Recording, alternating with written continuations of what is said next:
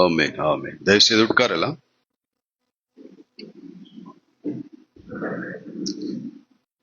Praise the Lord. Praise the Lord. Hallelujah. சந்தோஷமா இருக்கீங்களா?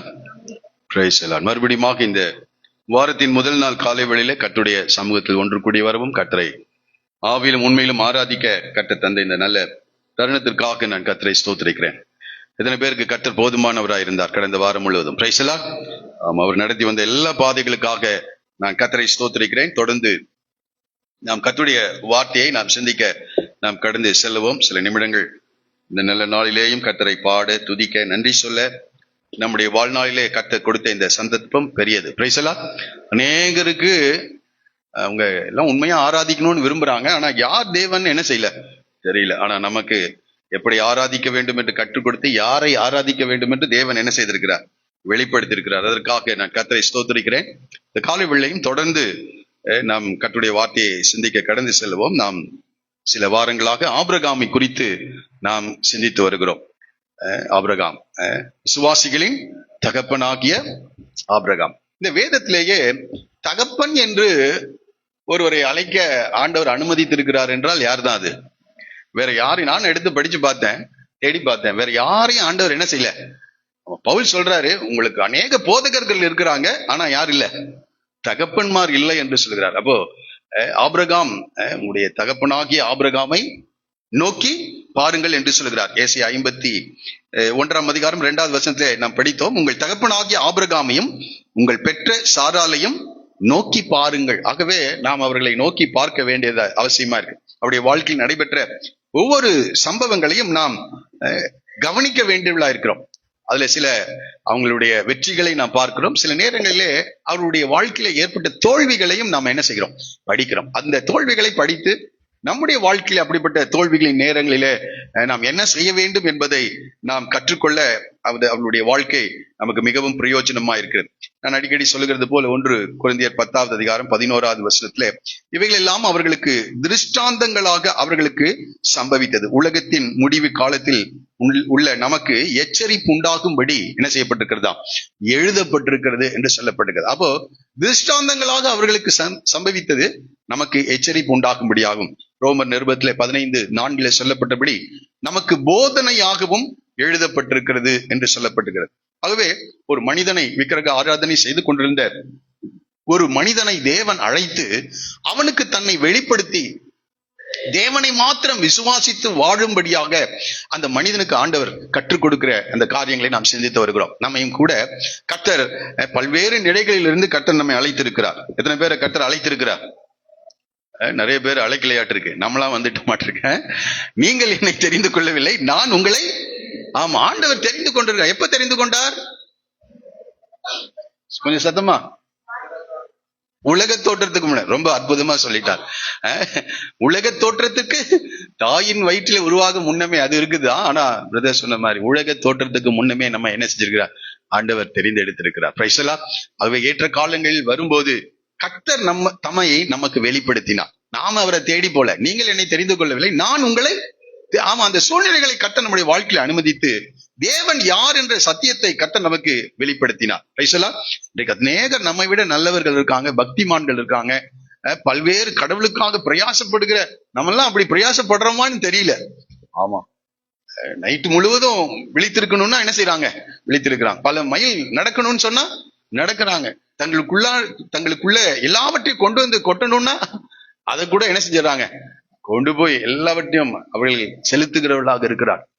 ஆனா அவர்களுக்கு உண்மையான தேவனை தெரியல. ஆனால் நம்மை உண்டாக்கின தேவனை அறிந்து கொள்ள நம்முடைய ஆவிக்குரிய கண்களை கர்த்தர் என்ன செய்திருக்கிறார், திறந்திருக்கிறார். எத்தனையோ பேருக்கு மற்ற அறிவெல்லாம் இருக்குது.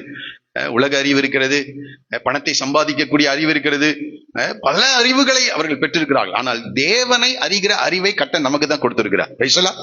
இந்த தேவனை அறிகிற அறிவு இந்த ஜீவனுக்கும் வரப்போகிற ஜீவனுக்கும் பிரயோஜனம் உள்ளது. Price the Lord. ஆமா, அங்க போனையும் நம்ம ஆண்டவரை தான் அறிய போறோம். Price the Lord. ஆகவே இந்த காலை வேளையிலே இந்த ஆபிரகாம் தேவனை எப்படி அறிந்து கொண்டார், தேவன் அப்படி அவரை எப்படி நடத்தினார், அவர் தேவனை விசுவாசித்து அவர் சாதித்த சில காரியங்களையும் அவர் தேவனை விசுவாசியாமல் செய்த தவறுகளையும் கூட என்ன செஞ்சிட்டு இருக்கோம், படிச்சிருக்கோம். வேத புஸ்தகம் திறந்த புத்தகமாக அவருடைய ஒரு மனிதனுடைய சக்சஸ மட்டும், வெற்றிகளை மாத்திரம் அல்ல, அவர்களுடைய தோல்விகளையும் என்ன செய்கிறது, நமக்கு காண்பிக்கின்றதா. எந்த ஒரு மனிதனை எடுத்துக்கொண்டாலும் அவர்களுடைய பிளஸ் மட்டும் என்ன செய்யல, சொல்லல, அவங்களுடைய மைனஸ் என்ன செஞ்சிருக்கு, சொல்லியிருக்கு. வேத புத்தகத்தில் அதை பார்த்தா நாமளா இருந்தா என்ன செய்வோம், பிளஸ் மட்டும் என்ன செய்வோம், எழுதுவோம். நம்ம பயோகிராஃபி எழுத சொன்னா சிலதெல்லாம் யாருக்கும் என்ன செய்யக்கூடாது, நமக்கே அது ஞாபகத்திலிருந்து இருந்து என்ன செய்யணும்னு நினைப்போம், போய்விட வேண்டும் என்று நினைப்போம். ஆனால் வேதம் அப்படி அல்ல, ஆண்டவர் அப்படி அல்ல. அவர்கள் செய்த சாதனைகளையும் அவர்கள் மற்றவர்களுக்கு கொடுத்த வேதனைகளையும் என்ன செஞ்சிருக்குது, எழுதியிருக்குது. இன்றைக்கு அப்படிதான் நம்ம இந்த 20ஆம் அதிகாரத்துல இந்த ஆபிரகாம் மற்றவர்களுக்கு கொடுத்த வேதனையை தான் நாம் படிக்க போகிறோம். எதையுங்க, மற்றவர்களுக்கு. நாம பல நேரங்கள்ல உனக்குள் சகல ஜனங்களும் ஆசீர்வதிக்கப்படுவார்கள் என்று ஆண்டவர் சொன்னாரு. ஆனா அதே நபர் சில நேரத்துல என்ன செஞ்சிருக்கிறாரு, அநேகருக்கு வேதனைகளையும் வருத்தங்களையும் உருவாக்குகிறவராகவும் மாறி இருக்கிறார். நம்ம விசுவாசிகள் தான், நம்ம அநேகருக்கு ஆசீர்வாதத்தை கொண்டு வருகிறவர்களாக கர்த்தர் நம்ம வைத்திருக்கிறார். ஆனா அநேக நேரங்கள்ல என்ன செய்யறோம், நாம சொல்றோம் மற்றவன் அவனால எனக்கு வேதனை, இவனால நமக்கு வேதனை. ஆனா நம்ம ஆபிரகாமை போல அநேகருக்கு என்ன செய்யறோம், யாருமே இல்லாத மாதிரி இருக்கு. நான் தான் சொல்லிட்டு இருக்கிறேங்க, மற்றவங்க கிட்ட கேட்டாதான் தெரியும், அந்த பிரதர் எப்படி, அந்த சிஸ்டர் எப்படின்னு கேட்டா, ஐயோ ஏங்க இப்ப அவங்க சபையில உட்கார்ந்துட்டு இருக்காங்க, வந்தா அவ்வளவுதான், இப்ப பாடிட்டு இருக்கிறாங்க, வந்தா அவ்வளவுதான்றாங்க. அது போல ஆபிரகாம் விசுவாசிகளுக்கு தகப்பன் தான். ஆனா செய்த சில காரியங்கள் எல்லாம் பார்த்தா ரொம்ப பெரிய வேதனைக்குரியதா இருக்கிறது. ஆகவே இந்த காலை வேளையில இந்த 20ஆவது அதிகாரத்திலிருந்து நம்ம 18ஆம் அதிகாரத்தை படித்தோம், 19ஆம் அதிகாரம் வேற ஒரு காரியம். இன்றைக்கு 20ஆவது அதிகாரத்திலிருந்து சில காரியங்களை நாம் படிக்க போகிறோம். ஆதியாகமத்தின் புத்தகம் 20ஆவது அதிகாரம். எல்லாரும் தேடி உங்களுடைய வேதாகமத்தை அந்த 20ஆம் அதிகாரத்திற்குரிய நேராக திருப்பிக் கொள்ளுங்கள். இந்த அதிகாரத்துக்கு என்ன பெயர் வைக்கலாம் என்று யோசித்த போது, இந்த அதிகாரத்துக்கு ஆபிரகாம் பிரச்சனைக்குரிய மனிதனாக காணப்படுகிறான். என்ன பெயர், என்ன வைக்கலாம் தலைப்பு? பிரச்சனைக்குரிய மனிதன். ஆசீர்வாதத்துக்குரிய மனிதன் மாத்திரல்ல, சில நேரங்களில எல்லாருக்கும் பிரச்சனைக்குரிய ஒரு மனிதனாக, ஆபிரகாம் த ட்ரபிள் மேக்கர். ஆபிரகாம் பிரச்சனைக்குரிய ஒரு மனிதனாக இந்த அதிகாரத்திலே நாம் படிக்கிறோம். இந்த அதிகாரத்தில் அவர் என்ன செய்தார் என்று நமக்கு நல்லா தெரியும். இந்த அதிகாரத்தை மாத்திரம் எடுத்து இந்த ஆபிரகாம பத்தியே தெரியாத ஒரு நபர்கிட்ட இந்த ஆள் செய்த செயலை கொஞ்சம் படிச்சு பாருங்க அப்படின்னு யார்கிட்டயாவது சொல்லி இதை காட்டினீங்கன்னா அவன் படிச்சுட்டு என்ன சொல்லுவான்? படிச்சிருக்கீங்களா 20ஆவது அதிகாரத்தை? ஆமா, தன்னுடைய அழகான மனைவியாகிய சாரால ஊர் என்ற கல்தேற்பட்டிலிருந்து வா, நான் உன்னை கூட்டிட்டு போறேன்னு சொல்லி கூட்டிட்டு வந்துட்டு 500 மைல் இனத்தை தேசத்தை தகப்பன் வீட்டையெல்லாம் அந்த அம்மா என்ன செஞ்சிருக்காங்க, விட்டுட்டு இந்த கானான் தேசத்துக்கு வந்துட்டு இவர் என்ன சொல்றாரு, தன்னுடைய ஜீவனை பாதுகாக்க ஒரு சுயநலமாக என்ன சொல்றாரு, யாராவது கேட்டா நீ என்னன்னு சொல்லிரு, சகோதரின்னு என்ன செஞ்சிரு, உன்னால என்னுடைய ஜீவன் பாதுகாக்கப்படும்படியாக நீ என்னன்னு சொல்லிரு சகோதரி. அந்த அம்மா பாருங்க, இவர் மேல வைத்த அந்த அன்பினால அந்த அம்மா இனத்தை தேசத்தை தகப்பன் வீட்டையெல்லாம் விட்டுட்டு அங்கிருந்து புறப்படும் போதே இதை சொல்லிட்டாரு. இந்த சொல்லிட்டு இந்த தேசத்துக்கு வந்து ஒரு பயங்கரமான ஒரு பொய்யை என்ன செய்யறாரு, சொல்ல வைக்கிறார். அதுக்கு சில காரணங்களை எல்லாம் என்ன செய்யறாரு இவரு சொல்றாரு. அதை தான் இந்த அதிகாரத்திலே நாம் படிக்கிறோம். சில நேரங்களிலே இந்த தேவ மனிதர்கள் மற்றவர்களுக்கு பிரச்சனைக்குரியவர்களாக நாம் காணப்படுகிறோம். நாம பல நேரங்கள் அதை சிந்திக்கிறதே இல்லை. நாம் எல்லாருக்கும் எப்படி இருக்கோம்னு நினைக்கிறோம், ஆசீர்வாதமாக இருக்கிறோம், ஆசீர்வாதத்தின் வாய்க்காலா இருக்கிறோம் அப்படின்னு நினைக்கிறோம். விளக்கு தண்டின் மேல் வைத்த விளக்கு. ஆமா, நம்ம மூலமா அநேகர் ஆண்டவரை அறிந்து கொள்ளும், எல்லாம் நல்லதுதான். ஆனா அதே நேரங்கள்ல சில அவிசுவாசத்தினாலே, சில தவறான புரிதல்களினாலே தேவன் மேல் வைக்க வேண்டிய அந்த நம்பிக்கையை சரியாக, விசுவாசத்தை சரியாக வைக்காமல் இருக்கும்போது அநேகருக்கு நாம் பிரச்சனைக்குரியவர்களாக என்ன செய்யறோம், மாறிவிடுகிறோம். இந்த காலை திறந்த இருதயத்தோடு இந்த செய்தியை கேட்கும்படி கேட்கிறேன். இந்த அதிகாரத்திலே ஆபிரகாம் செய்த தவறை நாம் அறிந்திருக்கிறோம். ஒரு பெரிய பொய்யை என்ன செய்யறாரு, சொல்லுகிறார், பொய்யை சொல்றார். அதனால பெரிய வேதனையை மற்றவர்களுக்கு கொடுக்கின்றார். இன்னும் சொல்லணும்னா ஒரு நேர்மையற்ற ஒரு வாழ்க்கையை இந்த ஆபிரகாம் இந்த அதிகாரத்திலே அவர் செய்கிறதை நாம் பார்க்கிறோம். என்னோடு கூட அந்த 1வது வசனத்திலிருந்து வாசிக்கலாம்.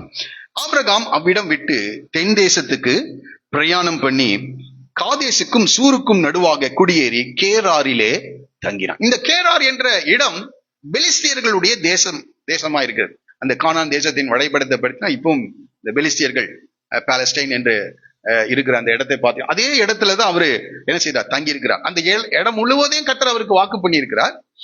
ஆகவே அவர் இந்த ஆடுகளையும் மாடுகளையும் திரளான மந்தைகளையும் அவர் வைத்திருந்தபடினாலே அவர் ஒரே இடத்துல அவர் தங்க முடியாதவராக அவர் அப்படி அந்த தேசம் முழுவதும் அவர் சுற்றி திரிகிறவராக அவர் காணப்படுகிறார். ஆபிரகாம் சாதாரண ஒரு நபர் அல்ல. நம்மையும் ஆபிரகாமையும் ஒப்பிட்டு யோசிக்கவே முடியாது. ஏனென்றால் அவருக்கு ஆயிரக்கணக்கான வேலைக்காரர்கள், சொல்லுங்க, வேலைக்காரிகள் இருக்காங்க. ஆயிரக்கணக்கான வேலைக்காரர்கள், திரளான ஒட்டகங்கள், ஆடுகள், மாடுகள், கழுதைகள் போன்ற எல்லா மிருக ஜீவன்களும் இருக்கிறது. பெரிய ஐஸ்வர்யவான். ஆமா, அந்த தேசத்துல ஒரு ராஜா அவரோடு கூட பேசுறாருன்னா சாதாரண நிலையில் அல்ல, மிகப்பெரிய ஐஸ்வர்யவானாக காணப்படுகிறார். அப்ப அந்த இடத்திற்கு அவர் கடந்து வரும்போது அந்த தேசத்தில் இருக்கிற ஜனங்கள்லாம் யார் வந்திருக்கான்னு என்ன செஞ்சிருப்பாங்க, பார்த்திருப்பாங்க. அவர் பெரிய ஐஸ்வர்யவான் நம்முடைய தேசத்துக்கு. அவங்களுக்கு என்ன இருந்திருக்குன்னா, பரவாயில்ல, ஒரு பெரிய பிசினஸ் மேன் என்ன செஞ்சிருக்கிறார், நம்ம தேசத்துக்கு வந்திருக்கிறார், நமக்கு இருக்கிற எல்லா தேவைகளையும் அவர் சந்திப்பார், நமக்கு அநேகருக்கு அவர் வேலை வாய்ப்புகள் எல்லாம் கூட என்ன செய்ய முடியும், அவரால் கொடுக்க முடியும் என்று அவரை வரவேற்றிருப்பார். இன்றைக்கு கூட ஒரு பெரிய ஒரு தொழிலதிபர் ஒரு நாட்டிற்கு வருகிறாருன்னு வைங்க, சர்வதேச அளவில் இருக்கிற பெரிய தொழிலதிபர்கள் நம்முடைய நாட்டுக்கு வரும்படியாக நம் ஆட்கள் அங்க போய் என்ன செய்யறாங்க, அவங்கள அழைத்து வருகிறார்கள். அதுபோல ஆபிரகாம் ஒரு பெரிய ஒரு மனிதன். அவர் இந்த கேராருள்ளே அவர் தங்கினார் என்று படிக்கிறோம். அங்கே ஆபிரகாம் தன் மனைவியாகிய சாராளை தன் சகோதரி என்று சொன்னதினாலே, இப்ப பாருங்க, வந்த உடனே என்ன செஞ்சிட்டார், அந்த ஊரை பார்த்திருக்கிறாரு, பெரிய ஆளு. 18ஆம் அதிகாரத்துல நான் சொன்னேன், அவர் தேவனுடைய சிநேகிதன் என்று சொல்லப்பட்டார். ஆமா, தேவனுடைய சிநேகிதனாக, தேவனை ஆராதிக்கிறவராக, பெரிய வாக்குத்தத்தங்கள் எல்லாம் பெற்றவராக, அடுத்த வருடத்திலே நான் வரும்போது உன்னுடைய மனைவி ஒரு குமாரனை அணைத்துக் கொண்டிருப்பாள் என்று பெரிய வாக்குத்தத்தத்தை பெற்ற ஒரு மனிதன். அடுத்த அதிகாரத்துல 20வது அதிகாரத்துக்கு வரும்போது ஒரு பெரிய ஒரு தவறை அவர் செய்கிறார். சாராளை தன் சகோதரி என்று சொன்னதினாலே, இப்ப திரும்பவும் அதே 12வது அதிகாரத்துல நடந்த அதே பிரச்சனை திரும்பவுமாக இங்கே வருகிறது. ஏன்னா அந்த பிரச்சனையை அவர் வெற்றி பெறல. இன்னைக்கு அநேக நேரங்கள்ல இந்த பப்ளிக் எக்ஸாம் எல்லாம் நம்ம எழுதும் போது ஏதாவது சப்ஜெக்ட் ஃபெயில் ஆயிட்டுனா என்ன செய்யணும், திரும்பியும் அதை படிச்சு எவ்வளவு தடவை பாஸ் ஆகுற வரைக்கும் என்ன செஞ்சுட்டு இருக்கணும், அந்த எக்ஸாமை எழுதிட்டே இருக்கணும். ஆமா, எழுதிட்டே இருக்கணும். இன்றைக்கு நிறைய நேரத்துல நாம அடிக்கடியாய் ஒரு சில நேரங்களில் சில காரியங்களை தவறுகிறோம். ஏனென்றால் அது எப்பொழுது நீங்கள் வெற்றி பெறுகிறீர்களோ அது வரைக்கும் அந்த பிரச்சனை என்ன செஞ்சுட்டே இருக்கணும், தொடர்ந்து வந்து கொண்டேதான் இருக்கும். தொடர்ந்து வந்து கொண்டிருக்கும். அந்த இடத்துல தேவனை நீங்கள் விசுவாசித்து, அந்த இடத்துல தேவனுடைய வழிநடத்தலை, தேவனுடைய ஆலோசனைகளை பெற்று அந்த காரியங்களை நாம் சரி செய்கிற வரைக்கும் அந்த சோதனை, அந்த பரீட்சை அடிக்கடியாக அது என்ன செய்துக்கும், வந்துட்டே இருக்கும். இதை நம்ம படிக்கிறோம். இப்போ இவர் பொய் சொன்ன உடனே கேராரின் ராஜாவாகிய அபிமெலேக்கு ஆள் அனுப்பி சாராளை அழைப்பித்தான். ஏன்னா அவன் பார்க்கிறான், ஆபிரகாம் ஒரு பெரிய பணக்காரன், திரளான ஐஸ்வர்யம் அவருக்கு இருக்கிறது, வெள்ளி பொண்ணெல்லாம் இருக்குது, வேலைக்காரர்கள் இருக்காங்க. இவனுடைய சகோதரியை நாம் திருமணம் பண்ணுவது சும்மா சாதாரண ஒரு பெண்ணா இருந்தா என்ன செஞ்சிருக்க மாட்டான், இந்த ராஜா அதை அழைத்திருக்க மாட்டான். இவன் ஒரு பெரிய ஒரு ஐஸ்வர்யவானா இருக்கிறபடினாலே இந்த கேராரின் ராஜாவாகி அபிமெலேக்கு ஆள் அனுப்பி சாராளை என்ன செய்தானா, அழைப்பித்தான். திரும்பவும் அதே பிரச்சனை ஆபிரகாமுக்கு. இப்போ சாராளை அனுப்பும் போது ரொம்ப சந்தோஷமா அனுப்பியிருப்பாரா? இந்த ரெபெக்காலை இந்த லாபான் வீட்டுல இருந்து அனுப்பும் போது என்ன சொல்லி அனுப்புனாங்க, எங்கள் சகோதரியே கோடா கோடியாக, அப்படி சொல்ல முடியுமா ஆபிரகாம்?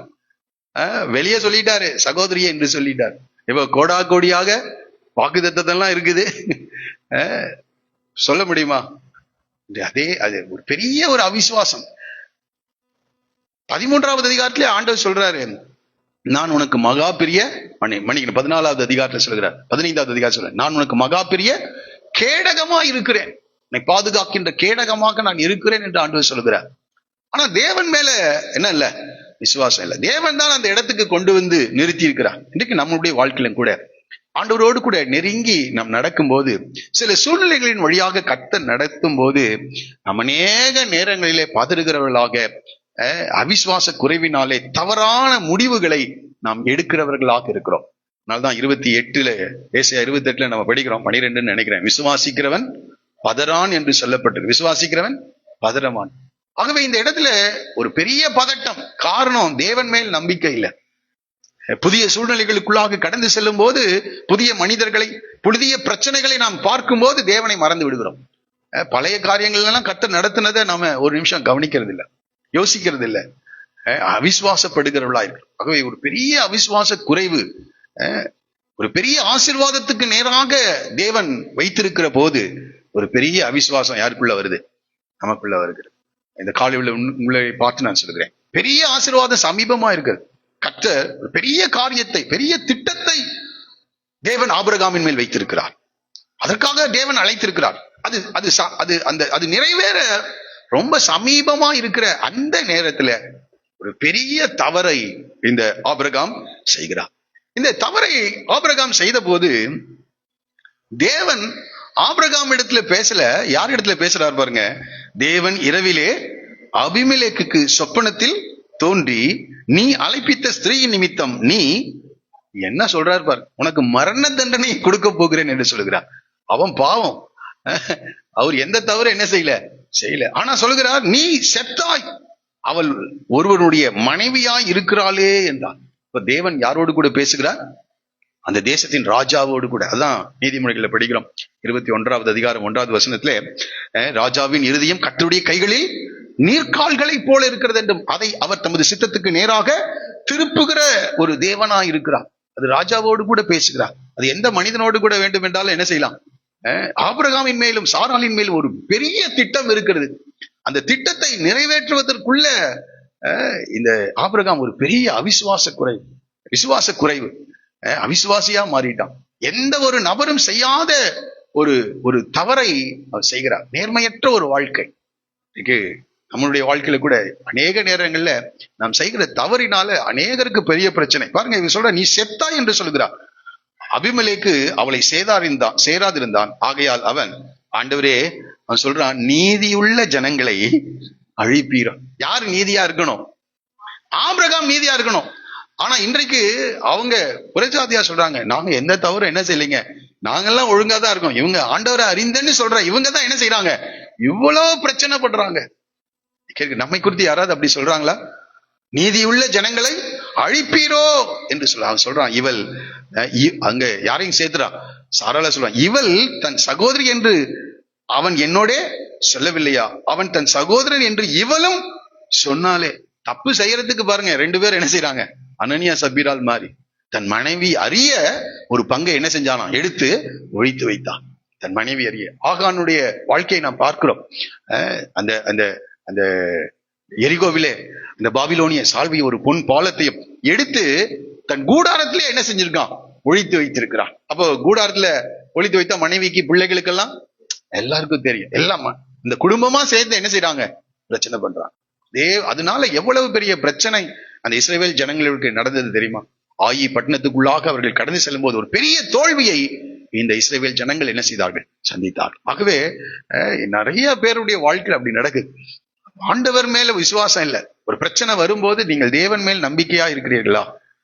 கர்த்தர் தான் உங்களை வழி நடத்துகிறார் என்றால், அந்த பிரச்சனையை கர்த்தர் அனுமதிப்பார் என்றால், அதை எதிர்கொள்ள வேண்டிய ஒரு சூழ்நிலையை அல்லது ஒரு வழியை கர்த்தர் உங்களுக்காக என்ன செய்வார். அந்த நேரத்துல மாம்சத்தின் அடிப்படையில் என்ன செய்யறோம், நம்ம முடிவுகளை எடுக்கிறவர்களா இருக்கிறோம். அதுக்கு காரணம் பயம். அந்த மனிதன் ஏதாவது செய்து விடுவான் என்ற பயம். அந்த தேசத்தில் இருக்கிற ஜனங்களை ஏதாவது செய்து விடுவார்கள் என்ற பயம். பயமும் விசுவாசமும் ஒரே இருதயத்துல என்ன செய்யாது, இருக்காது. அற்ப விசுவாசிகளே ஏன் பயப்பட்டீர்கள் என்று கேட்கிறார். அற்ப விசுவாசிகளை ஏன் பயப்பட்டீர்கள்? அப்ப பயம் இருந்தா, உங்களுக்கு விசுவாசம் இருந்தா பயமே என்ன செய்யாது, வரும். ஆனா தேவனை நம்ம சிந்தித்த உடனே அந்த பயம் என்ன செய்யும், விலகும். ஏன்னா அநேக பரிசுத்தவான்களை பார்த்து சொல்கிறார், பயப்படாதே என்று ஆண்டவர் சொல்லியிருக்கிறார். இப்ப பயம் வரும். பயம் என்பது ஒரு உணர்ச்சி. அது எதற்காக என்றால், எச்சரிக்கை உணர்வோடு கூட செயல்படும்படியாக அந்த பயம் என்ற உணர்ச்சியை கர்த்தர் அனுமதித்திருக்கிறார். ஒரு சொல்லுவோமா? ஆமா. பயமே இல்லைன்னா எச்சரிக்கை இல்லாமல் என்ன செய்வோம், இருப்போம். ஆகவே அந்த உணர்ச்சியை கர்த்தர் கொடுத்திருக்கின்றார். ஆனா அதற்காக நாம அந்த பயத்திலேயே சாக வேண்டியது அவசியம் இல்லை. இந்த இடத்துல அவர் சொல்றாரு, நீதி உள்ள ஜனங்களை அழிப்பீரோ? இவங்க 2 பேரும் சொன்னதுனால்தான் நான் என்ன செய்தேன், கூட்டிக் கொண்டு வந்தேன் என்று சொல்கிறார். அப்பொழுது தேவன் 6வது வசனத்தை பாருங்க, உத்தம இருதயத்தோட நீ இதை செய்தா என்று நான் அறிந்திருக்கிறேன் என்று சொல்ற. உத்தம இருதயத்தோடு கூட நீ இதை செய்தார். அவனுடைய இருதயத்தை கர்த்தர் பார்த்து ஆண்டவர் பேசுகிறார். யார்கிட்டதான் பேசியிருக்கணும்? இந்த அதிகாரத்துல ஆபிரகாம் கிட்டதான் பேசியிருக்கணும். ஆனா பேசுற நிலையில இருக்கிறாரு ஆபிரகாம். இன்றைக்கு அநேகர் இந்த நிலையில நாம இருக்கிறோம். நாம தப்பு செஞ்சா நம்மோடு கூட பேச மாட்டார். ஏன்னா பாவத்தை பார்க்க மாட்டாத சுத்த கண்ணனாக அவர் என்ன செய்கிறார்? அவர் இருக்கிறார். அவர் பரிசுத்தமான ஒரு தேவனா இருக்கிறார். பரிசுத்தமானது. நன்றாய் புரிந்து கொள்ளுங்கள். இங்கே அவர் சொல்கிறார், நீ உத்தம இருதயத்தோடு இதை செய்தாய் என்று நான் அறிந்திருக்கிறேன். நீ எனக்கு விரோதமாக பாவம் செய்யாதபடிக்கு உன்னை, ஏன்னா தேவனுக்கு ஒரு பெரிய திட்டம் ஆபிரகாம் மேல இருக்கு. அதனால நான் உன்னை தடுத்தேன். ஆகையால் நீ அவனை தொட நான் உனக்கு இடம் கொடுக்கவில்லை. நீ அந்த மனுஷனுடைய மனைவியை அவனிடத்திற்கு அனுப்பிவிடு. அவன் ஒரு, சொல்லுங்களேன் எல்லாரும், அவன் ஒரு யாரு? ஆபிரகாம் ஒரு தீர்க்கதரிசியா? தீர்க்கதரிசி செய்யற வேலையா? ஒரு பெரிய தீர்க்கதரிசி என்று சொல்ல. உண்மையாவே அவர் தீர்க்கதரிசி தான், உண்மையாவே. ஏன்னா ஆண்டவர் ரகசியங்கள் எல்லாம் என்ன செஞ்சிருக்கிறார்? தீர்க்கதரிசினா என்னங்க? தேவனுடைய வாய். தேவனுடைய ரகசியங்களை அறிந்தவன். என்னென்ன ரகசியங்களை அறிந்திருக்கிறார்? அவனுடைய சந்ததியை குறித்து, அந்த தேசத்தை குறித்து, லோத்தை குறித்து, சோதம் குமரா பட்டணத்தை குறித்து எல்லாவற்றையும் யாருக்கு அறிவித்திருக்கிறார்? ஆபிரகாமுக்கு அறிவித்திருக்கிறார். அவன் ஒரு தீர்க்கதரிசி. தீர்க்கதரிசினா வேற ஏதோ, நமக்கு தீர்க்கதரிசினா கோட் ஷூட் போட்டு வர்றதுதான் தீர்க்கதரிசியா நினைக்கிறோம். இல்ல இல்ல, தேவனுடைய ரகசியங்களை அறிவிக்கிறவர். அவன் ஒரு தேவனுடைய வாய், தேவனுடைய வார்த்தையை சொல்லுகிறவர்களாக இருக்கிறவர்களை தீர்க்கதரிசி. ஆபிரகாமை பார்த்து சொல்றார், அவன் ஒரு தீர்க்கதரிசி. இப்ப பாருங்க, நீ பிழைக்கும்படிக்கு அவன் உனக்காக. எனக்கு இங்க பார்த்தா ரொம்ப ஆச்சரியமா இருக்கு. பிரச்சனை இருக்குது. ஆனா தேவன் ஆபிரகாமை அபிமெலேக்கு கிட்ட என்ன செய்யல? விட்டு கொடுக்கல. எவ்வளவு பெரிய காரியம் பாருங்க. தேவன் ஆபிரகாமை அபிமெலேக்கு கிட்ட விட்டு கொடுக்கல. அவன் ஒரு தீர்க்கதரிசி. நீ பிழைக்கும்படிக்கு அவன் உனக்காக என்ன செய்வானா? வேண்டுதல் செய்வான் என்று சொல்லுகிறான். அப்போ ஆண்டவர் நம்மளை அவரு தனியா ரூமுக்குள்ள வச்சு பாத்துக்கு வராட்டிருக்குது. தப்பு பண்ணா என்னது, நமக்கும் அவருக்கும் உள்ள பிரச்சனை அது தனியா. நமக்கு என்ன செய்யணுமோ அவர் என்ன செஞ்சிருவார். ஏனென்றால் எபிரேயர் 12:5 படிக்கிறோம், அன்றியும் என் மகனே கர்த்தருடைய சிட்சையை அற்பமாக அவரால் கடிந்து கொள்ளப்படும் போது சோர்ந்து போகாதே. கர்த்தர் எவனிடத்தில் அன்பு கூறுகிறாரோ அவனை அவர் சிட்சித்து தாம் சேர்த்துக் கொள்ளுகிற எந்த மகனையும் தண்டிக்கிறார் என்று பிள்ளைகளுக்கு சொல்லுகிறது போல உங்களுக்கு சொல்லி இருக்கிறேன் என்று சொல்லுகிறார். அப்போ நாம தவறு செய்யும் போது கர்த்தர் நம்மை சிட்சித்து நம்மை தண்டித்து அது என்ன செய்யணுமோ அதை நமக்கு செஞ்சிடறாரு. செஞ்சு அந்த தவறிலிருந்து நம்மை திருத்துகிறார். ஆனா புறஜாதியார் கையில கர்த்தர் நம்ம என்ன செய்யறது இல்ல, ஒப்பு கொடுக்க. ஒரு நல்ல தேவன், ஒரு சொல்லுவோமா? ஆமா, அந்த கவனன்ட் ரிலேஷன்ஷிப்ல இருக்கணும். அந்த உடன்படிக்கையின் உறவுக்குள்ளாக நாம் காணப்பட வேண்டும். அப்பதான் இதெல்லாம் நடக்கும். தப்பு நடக்குதுதான் சில நேரங்களில் நாம பிரச்சனைகளை செய்கிறவர்களாக இருக்கிறோம்.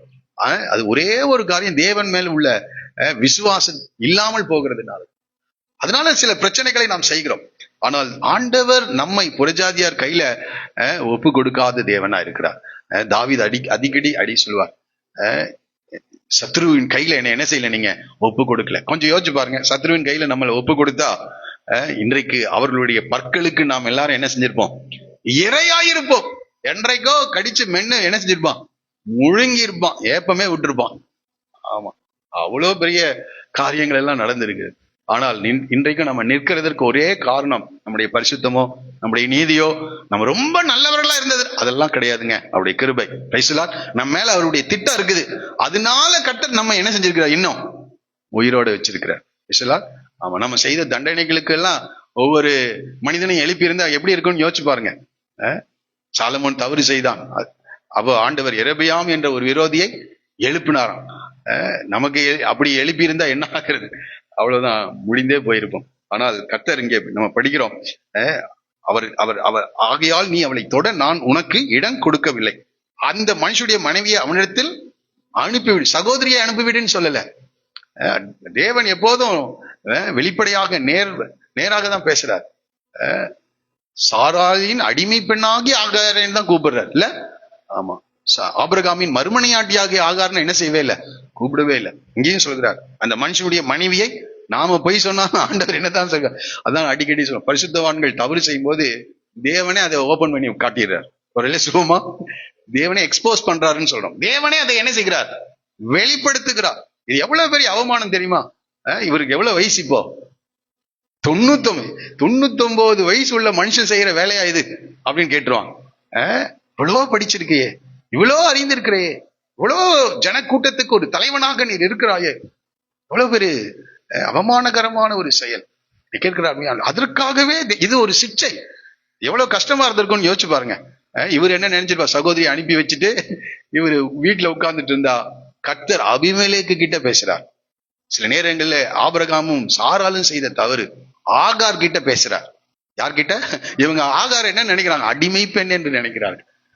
ஆபிரகாம் கிட்டயும் சாரால் கிட்டயும் பேச வேண்டிய ஆண்டவர் இன்றைக்கு அநேகர்கிட்ட பேசாம அடிமை பெண் கிட்ட என்ன செய்யறார் பேச. இப்போ அபிமெலேக்கு கிட்ட என்ன செய்கிறார் ஆண்டவர்? பேசுகிற தேவனாய் இந்த காலை வேளை ஆண்டவர் நம்மோடு கூட பேசுகின்ற அளவுக்கு நாம் அந்த உறவுக்குள் இருக்கிறோமா? நீ அவனை அனுப்பிவிடு, அவன் ஒரு தீர்க்கதரிசி, நீ பிழைக்கும்படிக்கு அவன் உனக்காக வேண்டுதல் செய்வான். இப்ப சொல்றார், எச்சரிக்கிறார், வார்ன் பண்றார். நீ அவளை அனுப்பிவிடாதிருந்தால் நீயும் உன்னை சேர்ந்த யாவரும் சாகவே, நீ மட்டும் இல்லப்பா, உன்னை சார்ந்த யாவரும் சாகவே சாவீர்கள் என்று அறிவாயாக என்று சொப்பனத்திலே அவனுக்கு, கொஞ்சம் யோசிச்சு பாருங்க, சாகவே சாவீர்கள், உன்னை சார்ந்த யாவரையும். ஒரு மனிதனுக்காக தேவன் எவ்வளவு பெரிய காரியத்தை செய்கிறார். ரொம்ப கவனமாக கவனிக்க. தேவ திட்டங்கள் இருக்கிற ஒரு மனிதன், அந்த மனிதனுடைய வாழ்க்கை தேவ திட்டம் நிறைவேறுகிற வரைக்கும் தேவன் அவனை பாதுகாக்க ஒரு உண்மையுள்ள தேவனா இருக்கிறார். பிரைஸ்லா. நாம தவறு செய்தாலும் ஆண்டவர் பாதுகாக்கிற ஒரு உண்மையுள்ள, அதுக்காக தவறு செய்வதற்காகவே அப்படியே அவர் பாதுகாத்துக்குவாருங்க அப்படின்னு செய்யக்கூடாது.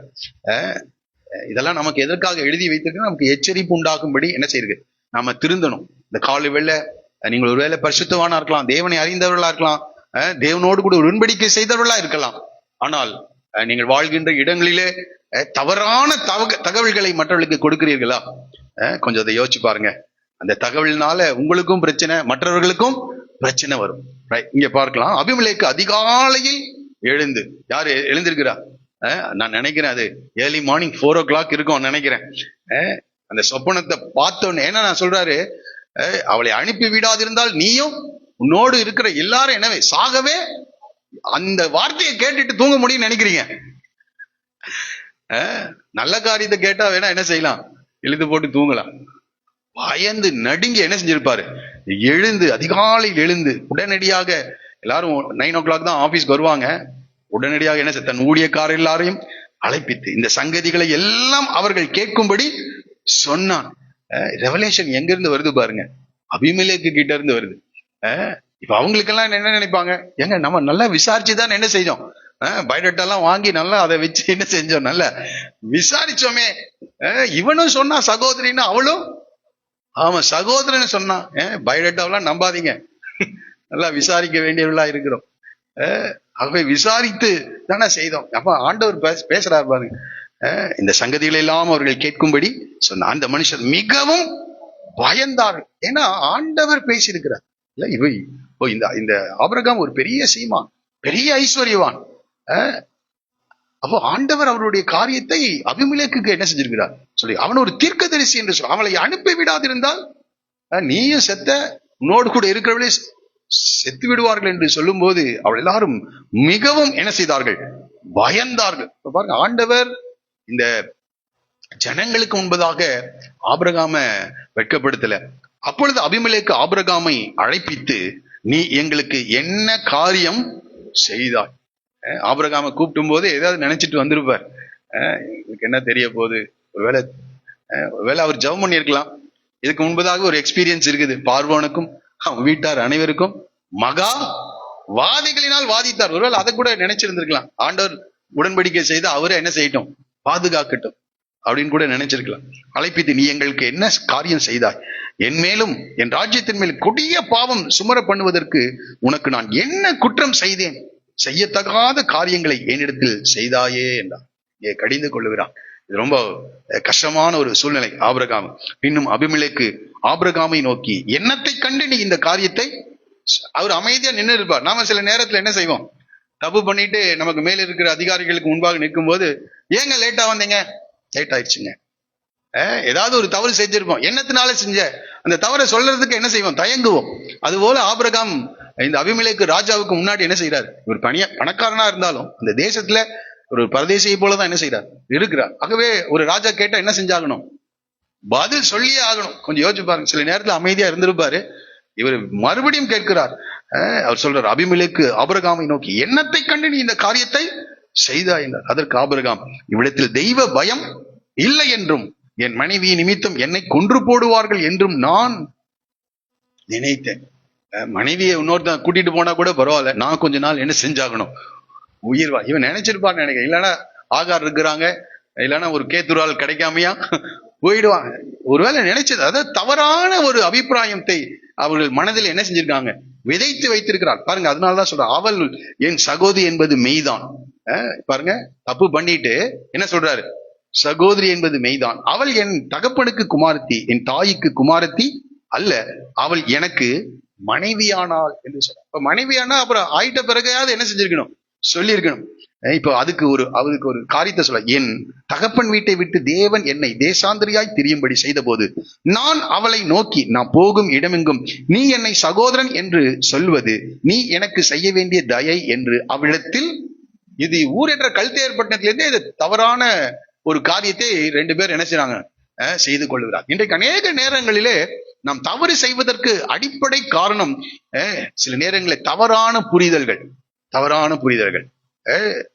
அந்த தவறான புரிதலை வைத்திருக்கிறதுனால அது தவறு இல்லைன்னு என்ன செய்யறான், சொல்றான், நீ சகோதரி என்று சொல்லு, ஏன்னா நீ என் தகப்பனுக்கு, அங்க சொல்றாரு, அப்படித்தானே சொல்றாரு, தகப்பனுக்கு என் தாய்க்கு குமார்த்தி அல்ல என்று சொல்ற, என் தகப்பனுக்கு குமார்த்தி, என் தாய்க்கு குமார்த்தி அல்ல.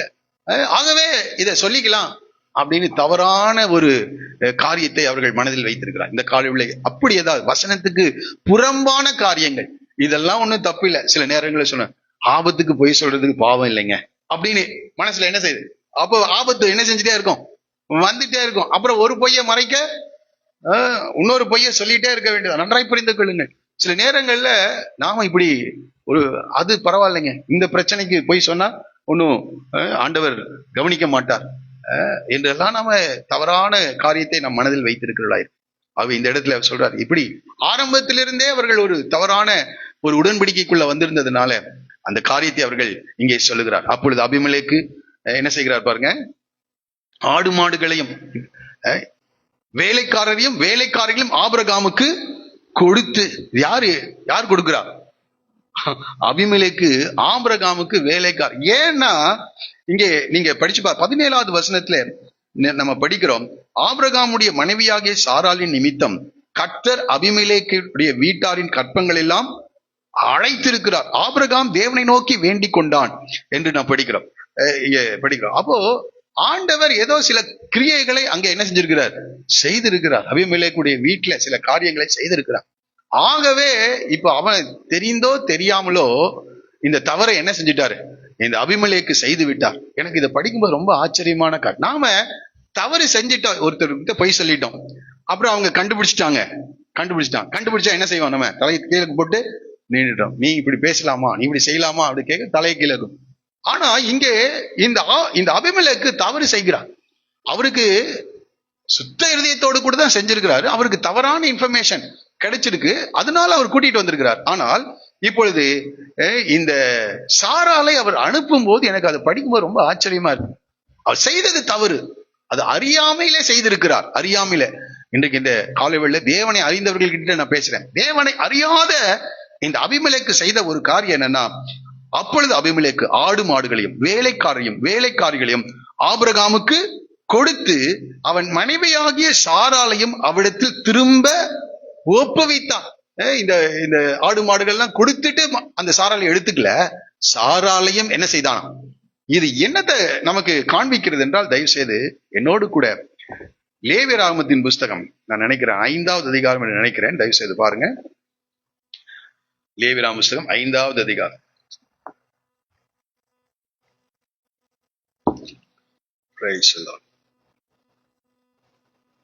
சரி, அது 6வது அதிகாரத்திலையும் அது இருக்குது. அதனால 6ஆம் அதிகாரத்துல பின்னும் கர்த்தர் மோசேயை நோக்கி, ஒருவன் கர்த்தருக்கு விரோதமாக அநியாயம் செய்து தன் வசத்தில் ஒப்புவிக்கப்பட்ட, வாசிக்கலாம்,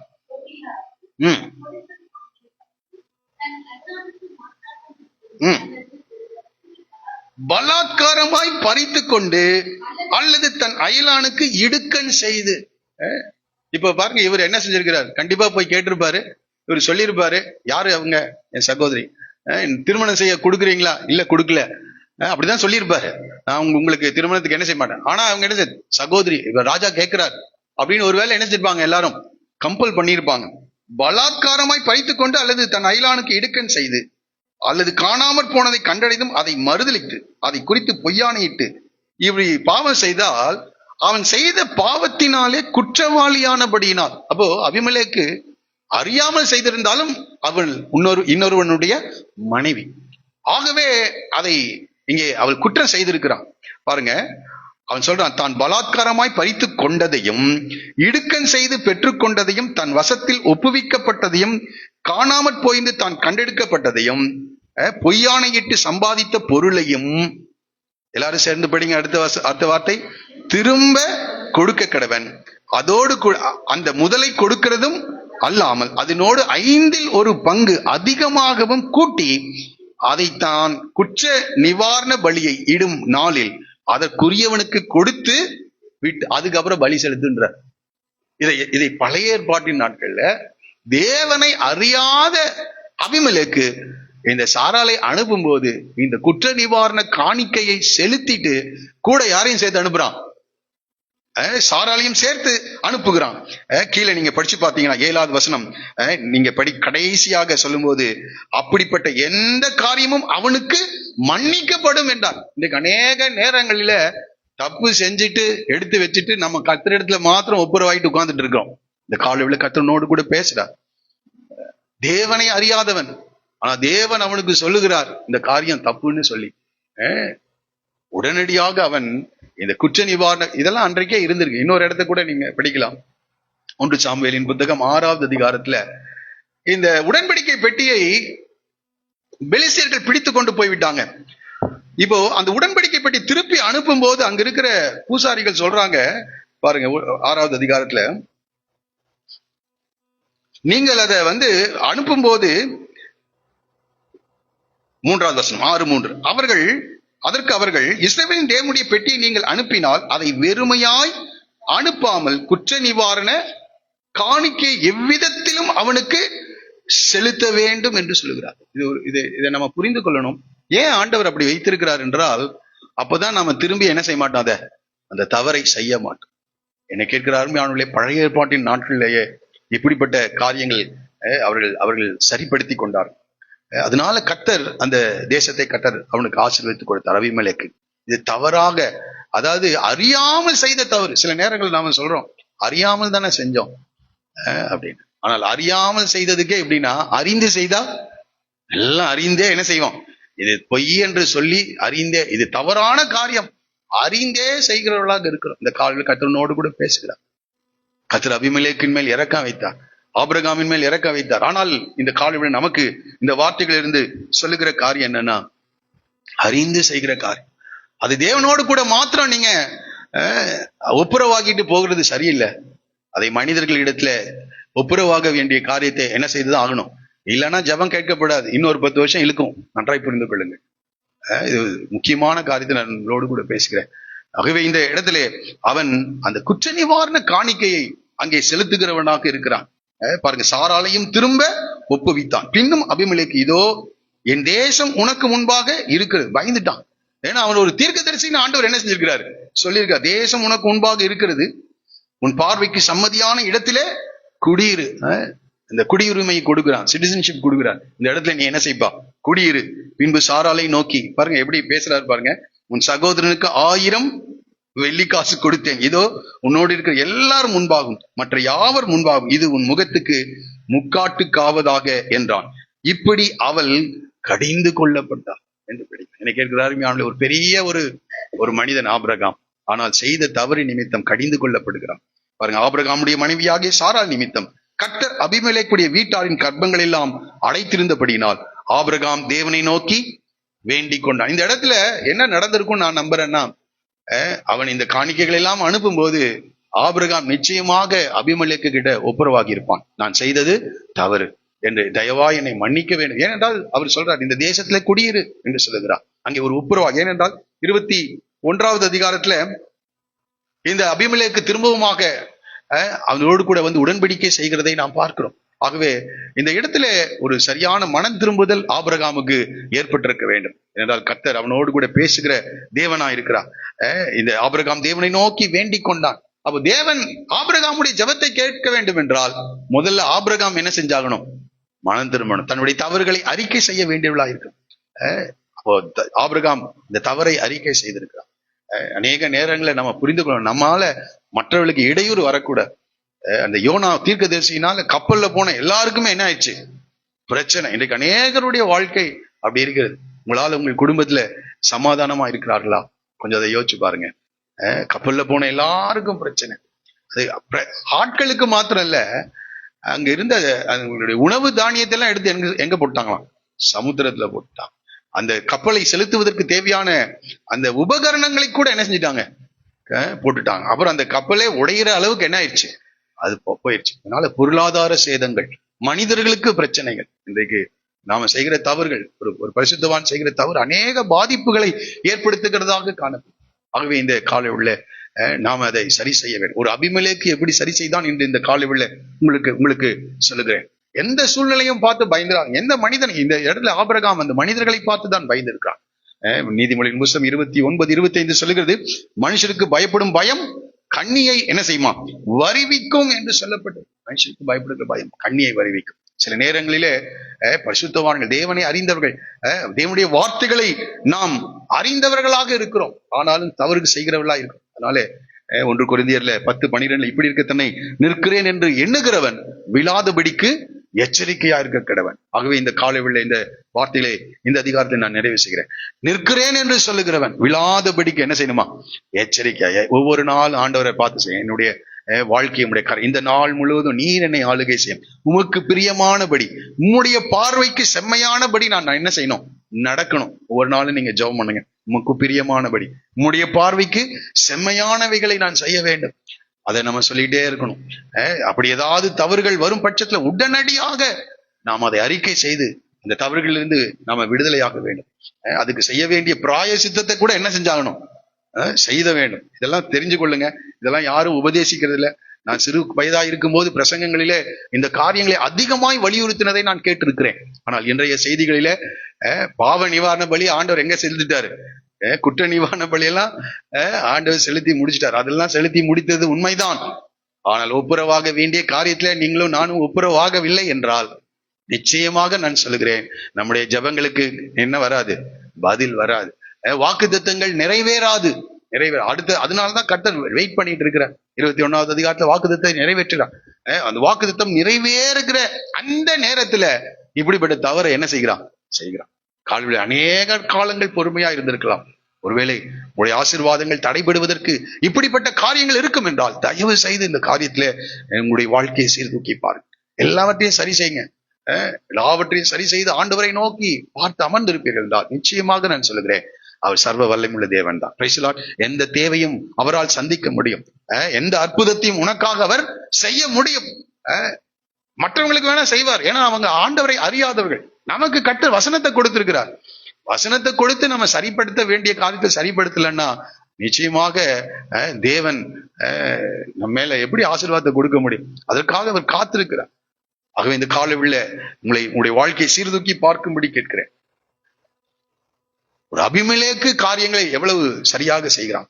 தேவனை அறியாதவன் என்று சொல்லுகிறோம் மற்றவர்கள். அதனால தேவனை அறியாமலே இருந்துறது சரின்னு சொல்ல முடியாது. இன்னைக்கு அநேகர் சொல்றாங்க, கிறிஸ்தவர்களே இப்படி இருக்காங்க, அதனால நாங்க அவனை விட நல்லவர்களா இருக்கிறோம் என்று அநேகர் இருக்காங்க. அது அப்படி எடுத்துக்கொள்ள முடியாது. ஒவ்வொருவரும் தேவனை அறிகிற அறிவுக்குள்ளாக கடந்தவர்கள். இந்த ரட்சிப்பை ஒவ்வொருவரும் பெற்றுக்கொள்ள வேண்டியது அவசியமாக காணப்படுகிறது. ஆகவே நம்மை சொல்லிவிட்டு அவர்கள் தப்பித்துக் கொள்ள முடியாது. இந்த ஆண்டவரை அவர்களும் அறிந்து கொள்ள வேண்டும். சரி, 21வது அதிகாரத்துக்கு நம்ம வரப்போறோம். Price the Lord. ஆகவே இந்த காரியங்களை நீங்கள் புரிந்து கொள்ளுங்க. 21வது அதிகாரம். இந்த அதிகாரத்துல ஆபிரகாமுக்கு வரும்போது ஒரு 100 வயது. எத்தனை வயதுங்க? ஒரு 100 வயது. சாராளுக்கு 90 வயது. இந்த வயதுல ஆண்டவர் ஒரு பெரிய ஆசீர்வாதத்தை இந்த ஆபிரகாமுடைய வாழ்க்கையில கர்த்தர் என்ன செய்கிறார்? கொடுக்கிறார். பெரிய ஆசீர்வாதம், பெரிய மகிழ்ச்சியை கர்த்தர் கொடுக்கின்றவராய் இருக்கிறார். இதை நான் படித்த போது ரொம்ப அற்புதமான காரியம். 25 ஆண்டுகள் இந்த இந்த இந்த இந்த அற்புதத்துக்காக ஆபிரகாம் என்ன செய்கிறார்? காத்து. ஒரு நாள் 2 நாள் அல்ல. ஆண்டவர் சொன்ன பிறகு, அதுக்கு முன்னாடி எவ்வளவு வருஷம் எனக்கு தெரியல, ஆண்டவர் சொன்ன பிறகு 25 ஆண்டுகள் இந்த ஆபிரகாமுக்கு காத்திருந்து இந்த ஆசீர்வாதத்தை ஆபிரகாம் பெற்றுக்கொள்கிறார். இந்த அதிகாரம் ரொம்ப ஒரு மகிழ்ச்சியை கொடுக்கின்ற அதிகாரம். ஒருவேளை ஆபிரகாமுக்கு இஸ்மவேல் வந்த பிறகு சில காரியங்களை அவன் இஸ்மவேல் மேல ஒரு சமாதானமா இருந்திருக்கலாம். ஆனா சாராளால என்ன செஞ்சிருக்க முடியாது? வீட்டுல நிம்மதியா இருந்திருக்க முடியாது. அதை ஏற்றுக்கொள்ளவே சாராளால முடியாது. ஆகவே இந்த அதிகாரத்துல நம்ம படிக்கிறோம், சாராள் ரொம்ப சந்தோஷப்பட்டிருப்பாங்க ஆபிரகாமை விட. ரொம்ப அற்புதமான ஒரு அதிகாரமா இருக்கு. நம்முடைய வாழ்க்கையிலும் கூட ஆண்டவர் மகிழ்ச்சியையும் துக்கத்தையும் என்ன செஞ்சிருக்கிறார்? மாற்றி மாற்றி கொடுக்கிறவரா இருக்கிறார். அதனால ஒரு வசனத்தை வாசிக்கிறேன். உபாகமத்தின் புஸ்தகம் 11ஆம் அதிகாரம் 11வது வசனத்துல இப்படி படிக்கிறோம். உபாகம் 11:11, நீங்கள் சுதந்திரிக்க போகிற தேசமோ மலைகளும் பள்ளத்தாக்குகளும் உள்ள தேசம். அப்போ இஸ்ரவேல் தேசத்தினுடைய நில அமைப்பு எப்படி இருக்குன்னா, மலைகளும் பள்ளத்தாக்குகளும் இருக்கிற தேசம். அப்போ ஆவிக்குரிய ஜீவியமும் சில நேரங்கள்ல ரொம்ப சந்தோஷத்தை கொடுக்கிறதா இருக்கும், சில நேரங்கள்ல வேதனையை கொடுக்கின்ற ஒரு சூழ்நிலையின் வழியாகவும் கர்த்தர் நம்மை நடத்துகிறவராக இருக்கிறார். நமக்கு தெரியும், பிரசங்கியின் புஸ்தகத்துல 3ஆம் அதிகாரத்துல சாலமோன் சொல்லுகிறார், 1வது வசனம், ஒவ்வொன்றிற்கும் ஒரு காலம் உண்டு, வானத்தின் கீழ் இருக்கிற ஒவ்வொன்றுக்கும் ஒவ்வொரு காரியத்துக்கும் ஒரு காலம் உண்டு என்று சொல்லுகிறார். அப்ப வாழ்க்கையில எல்லாத்துக்கும் ஒரு காலம் உண்டா? 4வது வசனத்துல சொல்றாரு, அழ ஒரு காலம் உண்டு, நகைக்க ஒரு காலம் உண்டு, புலம்ப ஒரு காலம் உண்டு, நடனம் பண்ண ஒரு காலம் உண்டு. அப்ப பாருங்க, நன்றாய் புரிந்துங்கள், அழ ஒரு காலம் இருக்கிறது. எனக்கு அழுகையே இல்லைங்க, ஆண்டவரை ஏற்றுக்கொண்ட ரொம்ப சந்தோஷம் அப்படின்னு யாரும் என்ன செய்ய முடியாது, சொல்ல முடியாது. அதுக்கு நான் சொல்ற காரியம் என்னன்னா, பரலோகத்துல அங்க வேதனையே இல்லைங்க, துக்கமே இல்லை, கண்ணீரே இல்லை, கவலையே இல்லை,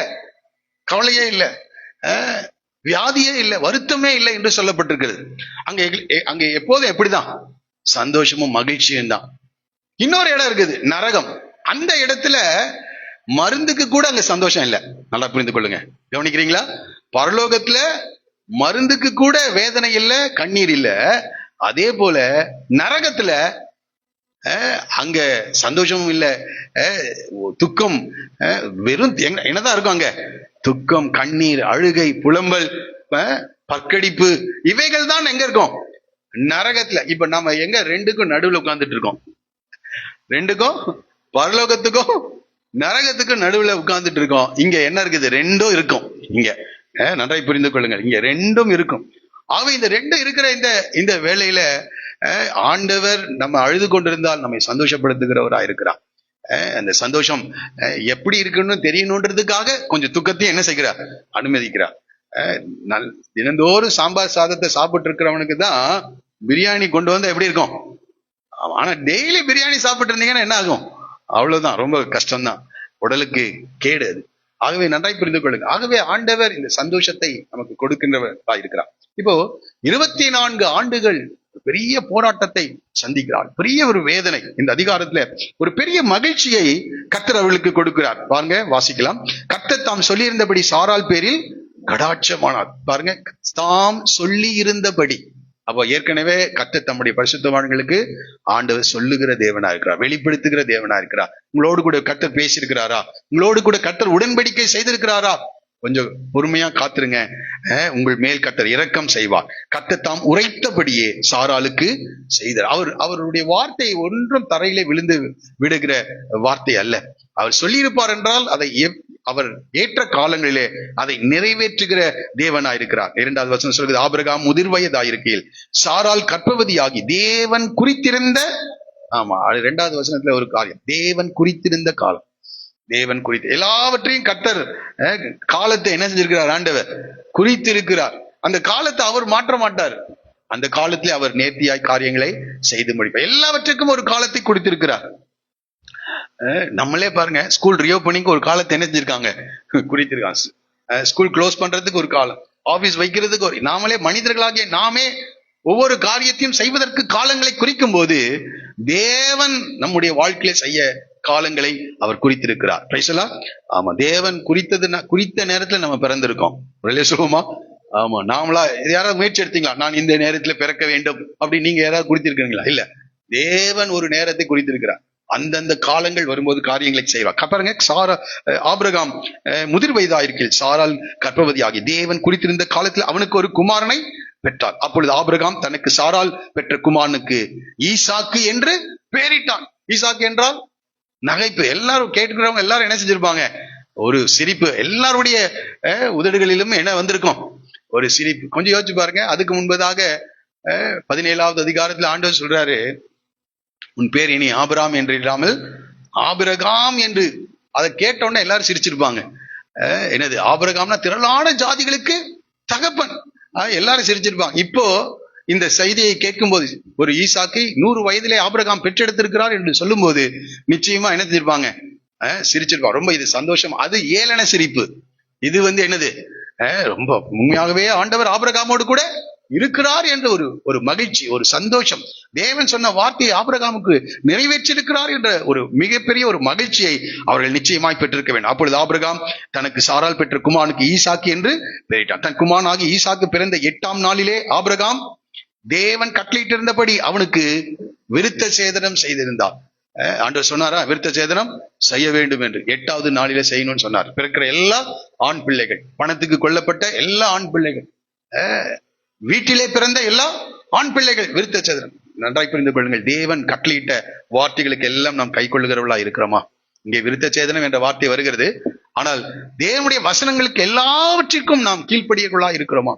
இதுக்கு அநேக நேரங்களில் ஆசீர்வாதத்தை பெற்றுக் கொள்ளுகிறோம். ஆனால் தேவனுடைய வார்த்தையை என்ன செஞ்சிடறோம்? மறந்து விடுகிறவர்களா இருக்கிறோம். இந்த காலையில் கர்த்தர் உனக்கு ஞாபகப்படுத்துகிறார். எல்லா காரியங்களுக்கும் நாம் கீழ்ப்படிய வேண்டியவர்களாக காணப்படும். ஆபிரகாம் இந்த காரியத்துக்கு கீழ்ப்படிந்தான் என்று படிக்கிறோம். தன் குமாரனாகிய ஈசாக்கு பிறந்த போது ஆபிரகாம் 100 வயதா இருந்தான். பெரிய ஒரு வயது, 100 வயது பாருங்க. அப்பொழுது சாரால், தேவன் என்னை நகைக்க பண்ணினார், இதை கேட்கிற யாவரும் என்னோட கூட நகைப்பார்கள், எல்லாரும் என்னோடு கூட சந்தோஷப்படுவார்கள் என்று சொல்லுகிறார். கொஞ்சம் யோசிச்சு பாருங்க. இதை கேட்கிற எல்லாருமே என்ன செஞ்சிருப்பாங்க? சந்தோஷப்பட்டிருப்பார்கள். சாராலோடு கூட. பாருங்க, சாரால் பிள்ளைகளுக்கு பால் கொடுப்பாள் என்று ஆபிரகாமுக்கு எவன் சொல்லுவாங்க?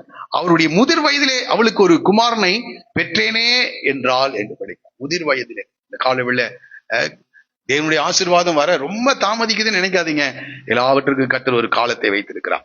அப்ப தேவன் உன்னை மாத்திரம் அல்ல, உங்களோடு கூட இருக்கிற ஜனங்களையும் நகைக்க பண்ணுவார். ஒரு சொல்லுவோமா?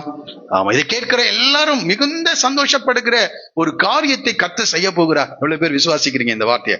இந்த தீர்க்க தரிசனமா எடுத்துக்கொள்ளுங்க.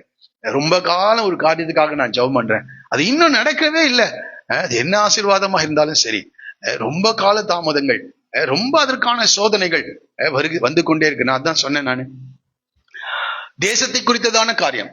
இந்த தேசத்தை உனக்கு தருகிறேன் என்றால் தேசத்தை குறித்த பரீட்சை. உனக்கு ஒரு சந்ததியை கொடுக்கிறேன்னா அந்த சந்ததியை குறித்து அநேக டெஸ்ட் என்ன செஞ்சுட்டே இருக்கிறார் ஆண்டவர், கொடுத்து கொண்டே. ஆனா அந்த அந்த வாக்குத்தத்தம் மட்டும் என்ன செய்யல? நிறைவேறவில்லை. ஆகவே இந்த காலவில் நான் உங்களுக்கு சொல்லுகிற காரியம், நீண்ட காலமாக நீங்கள் ஜெபித்து நீங்கள் பொறுமையோடு காத்திருப்பீர்கள் என்றால் நிச்சயமாக நான் சொல்கிறேன், கர்த்தர் ஒவ்வொன்றுக்கும் ஒரு காலத்தை கர்த்தர் வைத்திருக்கிறார். ஒவ்வொன்றுக்கும் ஒரு காலம். அந்த காலத்திலே கர்த்தர் அற்புதத்தை செய்வார். அது திரளான ஜனங்களுக்கு அந்த அற்புதம் பெரிய ஆசீர்வாதத்தை கொண்டு வரும். அதனால அநேகர் மகிழ்ச்சி அடைவார்கள். அது ஒரு பெரிய அற்புதமாக காணப்படும். பாருங்க, பிள்ளை வளர்ந்தது, பால் மறந்தது. ஈசாக்கு பால் மறந்த நாளிலே ஆபிரகாம் பெரிய விருந்து பண்ணினான். இது அடுத்த ஒரு காரியம். ஆபிரகாம் என்ன செய்தாராம்? பால் மறந்த நாள். பிள்ளை எப்போதும் பால் குடிச்சிட்டே இருக்க கூடாது. என்ன நடக்கணும்? அது பிள்ளை வளர்ந்து பாலை என்ன செய்யணுமா? மறக்கணும். இந்த காலையில் உங்களோடு கூட பேசுறேன். நீங்க குழந்தைகளாகவே இருக்கிறீர்களா, அல்லது ஈசாக்கை போல வளர்ந்து பால் மறந்தவர்களாக இருக்கிறீர்களா? அது ரொம்ப மிக மிக முக்கியமான காரியம். ஆண்டவருடைய வார்த்தைகளை நாம் கேட்டு அதன்படி செய்து நாம வளர்ச்சி அடைகிறவர்களாக இருக்க வேண்டும். இன்னைக்கு அநேகர் ஆவிக்குரிய ஜீவியத்துல எப்படி இருக்காங்க? குழந்தைகளாகவே இருக்கிறாங்க. குழந்தைகளாகவே. பவுல் 1 கொரிந்தியர்ல பேசும்போது, நீங்க இன்னும் குழந்தைகளாகவே என்ன செய்றீங்க? இருக்கிறேன். உங்களுக்குள் பொறாமைகள், வாக்குவாதங்கள், சண்டைகள், பேதகங்கள் இவைகளெல்லாம் இருக்கிறது என்று சொல்லுகிறார். குழந்தைகள் தான் ஒன்னோட ஒண்ணு என்ன செஞ்சுட்டு இருக்கோம்? அடிச்சிட்டு இருக்கோங்க, கிள்ளிட்டு இருக்கோம், சண்டை போட்டுட்டு இருக்கோங்க. ஆண்டுடைய வார்த்தையை கேட்டு நாம் என்ன செய்யணும்? வளர்ச்சி அடைய வேண்டியவர்களாக நாம் காணப்படுகிறோம். இன்னைக்கு அநேகர் வளர்ச்சியை விரும்புறதில்லை, பால் குடிக்கிறவர்களாகவே இருக்கிறார்கள். இந்த காலை வேளை நம்முடைய வாழ்க்கையில வளர்ச்சி அடைகிறவர்களாக இருக்கிறோமா என்பதை தயவு செய்து நீங்க பாருங்க. நாம வளர்ச்சி அடையல அப்படின்னா தேவனுக்கு பிரயோஜனம் உள்ளவர்களாக என்ன செய்ய முடியாது? மாற முடியாது. ஆவிக்குரிய ஜீவிதத்தில் ஒவ்வொரு நாளும் வளர வேண்டும். அதனாலதான் 1 பேதுருவின் நிருபத்துல நாம் படிக்கிறோம், புதிதாய் பிறந்த குழந்தைகளை போல திருவசனமாகிய கலங்கமில்லாத ஞானப்பாலின் மேல் என்ன செய்யணுமா? வாஞ்சியா இருக்கு. மனுஷன் அப்பத்தினாலே மாத்திரமில்லை, தேவனுடைய வாயிலிருந்து புறப்படுகிற ஒவ்வொரு வார்த்தையினாலும் என்ன செய்வானாம்? பிழைப்பான் என்று சொல்லப்பட்டிருக்கிறது. ஆமா, ஒவ்வொரு வார்த்தையினாலும் நாம் பிழைக்க தேவனுடைய வார்த்தையை நாம் உட்கொள்ள வேண்டியவர்களா இருக்க வேண்டும். அப்ப எபிரேயர்ல நம்ம படிக்கணும், பாலம் மாத்திரம் அல்லையா, கடினமான ஆகாரத்தையும் நாம் உட்கொள்ள வேண்டியவர்களாக இருக்கிறோம் என்று நாம் எபிரேயர்ல நம்ம படிக்கிறோம். ஆகவே நன்றாக இந்த காலை வேளை நீங்கள் புரிந்து கொள்ளுங்களோ. வாசிக்கலாம். எபிரேயர் நிருபம் 5வது அதிகாரத்துல 12 நாம் படிக்கும்போது, காலத்தை பார்த்தால் போதகராய் இருக்க வேண்டிய உங்களுக்கு தேவனுடைய வாக்கியங்களின் மூல உபதேசங்களை மறுபடியும் உபதேசிக்க வேண்டியதா இருக்கிறது. நீங்கள் பலமான ஆகாரத்தை அல்ல, பாலை உண்ணத்தக்கவர்கள் ஆனீர்கள் என்று சொல்லுகிறார். பால் உண்கிறவன் எப்படி இருக்கானா? குழந்தையா இருக்கிறபடினாலே நீதியின் வசனத்தில் பழக்கம் இல்லாது இருக்கிறான் என்று சொல்லப்பட்டிருக்கு. ஆகவே இந்த காலவெள்ள அடுத்த நிலைக்கு நாம் என்ன செய்யணும்? போகணும். அடுத்த நிலைக்கு. இன்றைக்கு அநேகருடைய வாழ்க்கை அடுத்த நிலைக்கு போறதே இல்லை. ஆண்டவர் நேசிக்கிறவராகவே இருக்கணுங்க, அவர் ஆறுதல் படுத்துகிறவராகவே இருக்கணும், அவர் பரிகாரியாகிய கர்த்தராகவே இருக்கணும், அப்படியே நினைச்சிட்டே இருக்காங்க. அவர் மகா பரிசுத்தராய் இருக்கிறார் என்ற வார்த்தையை அவங்க ஏற்றுக்கொள்றது இல்லை. அவர் எப்போதும் நம்மை நேசிக்கிறவராக, அன்பு கூறுகிறவராகவே இருக்கணும்னு நினைக்கிறாங்க. ஆகவே நன்றாய் புரிந்து கொள்ளுங்கள், ஆண்டவருடைய வசனத்தை கை கொள்ள நாம் அடுத்த நிலைகளுக்கு நாம் கடந்து செல்ல வேண்டியவர்களா இருக்கோம். சரி, இப்போ இந்த பிள்ளை பால் மறந்தது. நன்றாய் புரிந்து கொள்ளுங்கள், இந்த பிள்ளை என்ன செய்ததாம்? பால் மறந்த உடனே அங்கே அடுத்த ஒரு சூழ்நிலை அந்த குடும்பத்திற்குள்ளாக வருகிறது. வாசிக்கலாம் 9வது வசனம். பின்பு எகிப்து தேசத்தால் ஆகிய ஆகார் ஆபிரகாமுக்கு பெற்ற குமாரன் பரியாசம் பண்ணுகிறதை சாரால் கண்டு. அப்ப 2 பிள்ளைங்க இருக்காங்க.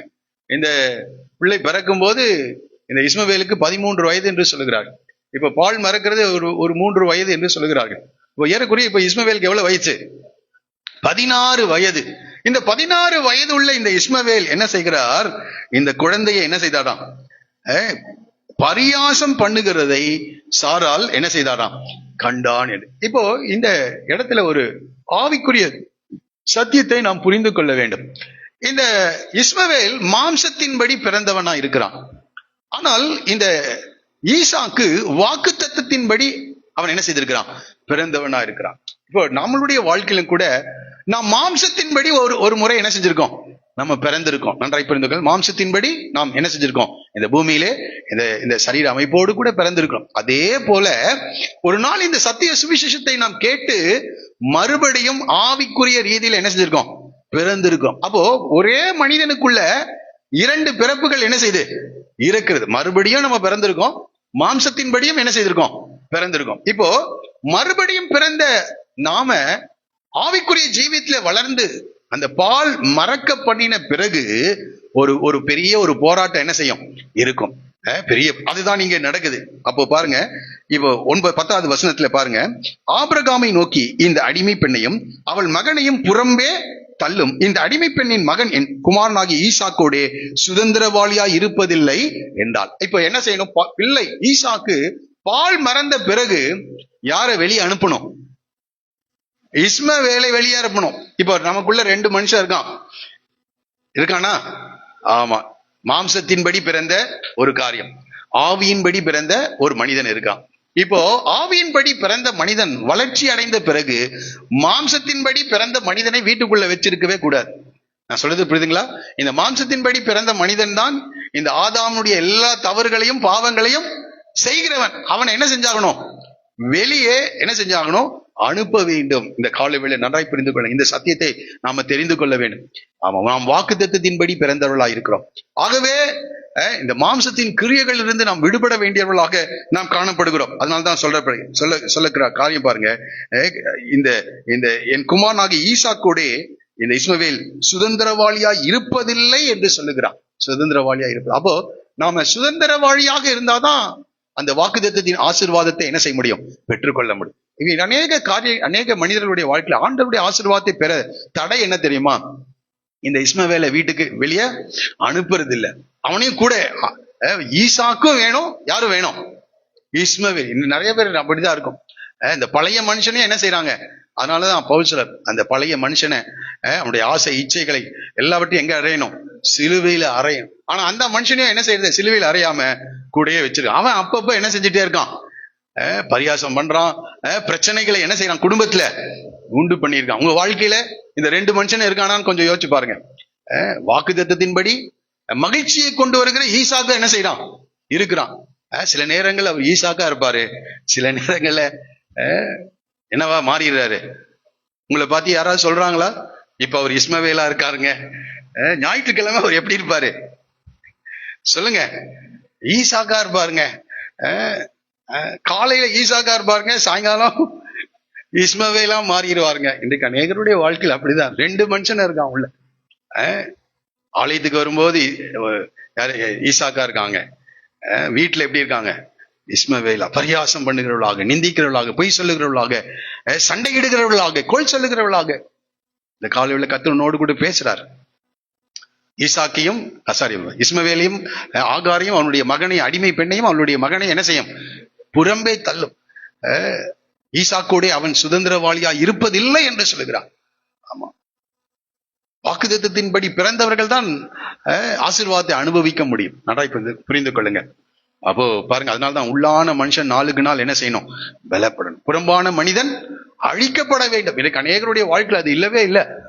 ஆமா, புறம்பான மனுஷன் இஸ்மவேல் தான் ரொம்ப பலன் கொண்டு எந்திரிச்சிருக்கான், நிக்கிறான் அநேகருடைய வாழ்க்கையில. ஈசாக்கு எப்படியே தான் இருக்கான், குழந்தையாவே இருக்கான், இன்னும் பால் குடிக்கிறவனா இருக்கிறான். அப்பப்ப அவன் பரியாசம் பண்ணிட்டு போயிட்டு இருக்கான். இந்த காலையில கர்த்தரோடு கூட பேசுறார். இஸ்மவேலாக இருக்கிறீங்களா? ஈசாக்கா இருக்கீங்களா? இஸ்மவேலை புறம்பே தள்ளி விட்டுட்டீங்களா? இங்கே நான் படிக்கிறோம். அப்பொழுது தேவன் ஆபிரகாமை நோக்கி, இப்ப பாருங்க இது யாருக்கு விசனமா இருக்கு? ஆபிரகாமுக்கு. கொஞ்சம் யோசிச்சு பாருங்க, 16 வருடங்கள் இந்த இஸ்மவேலோடு கூட ஆபிரகாம் பழகிட்டான். இன்றைக்கு நமக்கும் அதுதான் நடக்குது. எப்படிங்க பொய் சொல்லாம இருக்கிறது? பிறந்ததிலிருந்தே என்ன செஞ்சுட்டு இருக்கோம்? பொய் சொல்லிட்டே இருக்கோம். பிறந்ததிலிருந்தே சண்டை போட்டுட்டு இருக்கிறோம். பிறந்ததிலிருந்தே இந்த சுவாபங்கள் எல்லாம் நமக்குள்ள என்ன செய்யுது? இருக்கிறது. இது எப்படி புறம்பே தள்ளுகிறது? பாருங்க, இன்னைக்கு அநேகர் அப்படிதான் நினைக்கிறாங்க. ஆனா தேவன் ஆபிரகாமை நோக்கி, அந்த பிள்ளையும் உன் அடிமை பெண்ணையும் குறித்து சொல்லப்பட்டது உனக்கு துக்கமாய் இருக்க வேண்டாம். ஈசாக்கு இடத்தில் உன் சந்ததி விளங்கும். ஆதலால் சாரால் உனக்கு சொல்வது எல்லாவற்றையும். சாரால் என்ன சொல்றாங்க? அடிமை பெண்ணையும் அவனுடைய மகனையும் புறம்பே தள்ளு. இப்ப யார் அடிமை பெண்ணும் இஸ்மவேலும் நான் சொல்லிட்டேன். யாரு மாம்சத்தின்படி பிறந்த எல்லா காரியங்களையும் என்ன செஞ்சுதான் ஆகணும்?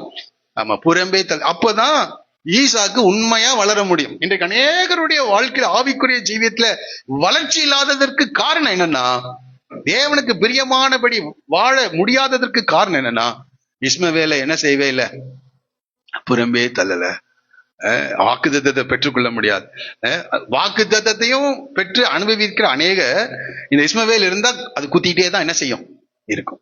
காலம் முழுவதும் குத்திட்டே தான் இருக்கும். இன்னைக்கு அநேகருடைய வாழ்க்கையில ஆண்டவர் இருக்கிறாருங்க, ஆண்டவர் சில நன்மைகளை செய்தார், ஆனால் அதை பரிபூர்ணமாய் அனுபவிக்க முடியாமல் இருக்கிறதுக்கு ஒரே காரணம் நம்ம கிட்ட இருக்கிற இஸ்மவேல். இந்த காலையில கர்த்தரோடு கூட பேசுறார்.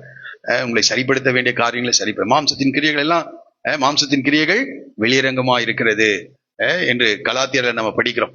அது என்னன்றதெல்லாம் நமக்கு தெரியும். நமக்கு அதெல்லாத்தையும் நீங்க அப்புறப்படுத்திட்டீங்கன்னா சந்தோஷம் மட்டும்தான் இருக்கும், மகிழ்ச்சி மட்டும்தான் இருக்கும். ஆமா, இன்னைக்கு அநேகருடைய வாழ்க்கையில இஸ்மவேல் அனுப்பாம இருக்கிறதுனால இந்த இஸ்மவேல் குத்திட்டே இருக்கான், பரியாசம் பண்ணிட்டே இருக்கான், பிரச்சனை குண்டு பண்ணிட்டே இருக்கான், குழப்பங்களை உண்டாக்கி கொண்டே இருக்கிறான். நம்முடைய வாழ்க்கையை நம்ம சரிப்படுத்தும். இந்த காலையில் உங்களுடைய வாழ்க்கையை நீங்கள் சரிப்படுத்த நீங்கள் இந்த கால் ஒப்பு கொடுக்கும்படி கேட்கிறேன். அப்பதான் பிள்ளைகளானால் சுதந்திரருமாமே. அப்பதான் பிதாவினுடைய அந்த ஆசீர்வாதங்களை பரிபூர்ணமா என்ன செய்ய முடியும்? அனுபவிக்க முடியும். ஆனால் இந்த இஸ்மவேல் இருக்கிற வரைக்கும் அங்கே பிரச்சனைகள் இருந்து கொண்டே இருக்கு. ஆகவே சொல்கிறார், ஆண்டவர் சொல்றாரு, சாரால் உனக்கு சொல்லுகிறது எல்லாவற்றையும் என்ன செய், கேள். ஏன்னா அன்னைக்கு கேட்ட இல்ல, ஆமா, ஆகார் இடத்துல சரி, அவளால் ஆகிலும் என் வீடு, ஆமா, அன்னைக்கு நீ கேட்ட இல்ல, நான் சொல்ற வார்த்தையை நீ என்ன செய்யல, அன்னைக்கு கேட்கல, இப்போ அவ சொல்றத கேள் என்று சொல்லுகிறார். இந்த காலவெளியில பாருங்க, பரிசுத்தவான் செய்கிற தவறுகளுக்கான விளைவுகள் எப்படி இருக்கும்னு யோசிச்சோம். 16 வயது வரைக்கும் இந்த இஸ்மவேலை வீட்டுல வைத்து வளர்த்துருக்க இந்த ஆபிரகாம் இப்பொழுது அனுப்புன்னு சொன்னா, சாராளுக்கு அது சுலபமானது காரியம், சாராளுக்கு அது ரொம்ப சுலபம். ஆனால் ஆபிரகாமுக்கு மிக மிக வேதனையான காரியம். நன்றாய் புரிந்து கொள்ளுங்கள். நம்ம செய்யற சில தவறுகள் மிகப்பெரிய வேதனையை கொடுக்கும். நாம சில நேரங்களில் சொல்றோம், தாவீது தவறு செய்யலைங்க அப்படின்னு சொல்றோம். தாவீது தவறு செய்யல. தாவீது எவ்வளவு தவறுக்காக வேதனைப்பட்டார். நான் அடிக்கடி யோசிப்பேன், வெறுங்காலோடு கூட எருசலேமை விட்டு என்ன செய்தார், துரத்தப்பட்டார். வெறுங்காலோடு கூட. ஒரு பெரிய ராஜா செய்த தவறு நிமித்தம் பெரிய தண்டனையை கற்றுக் கொடுத்தார். இருதயத்துக்கு ஏற்றவர் தான் ஆண்டவர். என் இருதயத்துக்கு ஏற்றவன், அவன் செய்த தவறை நான் கண்டுக்காம விட்டுறேன்னு என்ன செய்யவே இல்லை, சொல்லவே இல்லை. இன்னும் இருதயத்துக்கு ஏற்றவர்களுக்கு தான் நல்லா என்ன செய்யறாரு, போட்டு அடி அடின்னு அடிக்கிறார். பெரிய சிக்ஷை கேட்கிற அருமையானே, நன்றாய் புரிந்து கொள்ளுங்க. ஆபிரகாமுக்கு அது அந்த ராத்திரி, நிச்சயமா நான் சொல்றேன், பரலோகத்துல போய் கேட்டீங்கன்னா கூட இந்த இஸ்மவேலை அனுப்புறது ரொம்ப கடினமான ஒரு காரியம். இந்த ரா முழுவதும் அவன் ஆண்டவரை நோக்கி ஜெபித்திருப்பான். என்ன ஜெபம் பண்ணுவான் நான் சொல்றேன் கேளுங்க. இந்த சாராளுடைய இருதயத்தை என்ன செய்யும் ஆண்டவரே, மாற்றும், கொஞ்சம் இரக்கத்தை அவளுக்கு தாரும், என்னென்னமோ சொல்லி ஜெபம் பண்ணி இருப்பார். உபவாசம் எல்லாம் அந்த பகல் முழுவதும் வீட்டுல பயங்கர பிரச்சனையா இருந்திருக்கும். இன்னைக்கு சாப்பிட்டு இருக்க மாட்டாரு, அழுது இருப்பாரு. அவர் இந்த ராத்திரி முழுவதும் புலம்பி தவித்தா, அதிகாலையில ஆண்டவர் பேசுறார், ஆண்டவர் சந்திக்கிறார். இவர் ஏதோ நல்ல செய்தி ஆண்டவர் சொல்லுவாருன்னு பார்த்தா அவர் சொல்றாரு, அந்த பிள்ளையும் அடிமை பெண்ணையும் குறித்து சொல்லப்பட்டது, உனக்கு துக்கமா இருக்க வேண்டாம், ஈசாக்கினிடத்தில் உன் சந்ததி விளங்கும், ஆதலால் சாரால் உனக்கு சொல்வது எல்லாவற்றையும் கேள், அடிமை பெண்ணின் மகனும் உன் வித்தா இருக்கிறபடினால் அவனையும் ஒரு உடனே அனுப்புன்னு சொல்றார். காலையில அது ஒரு ஃபைன் மார்னிங்கா இருந்திருக்காது அவருக்கு. அநேக நேரங்களே சில நாட்கள் நமக்கு மிக துக்ககரமான ஒரு நாள்.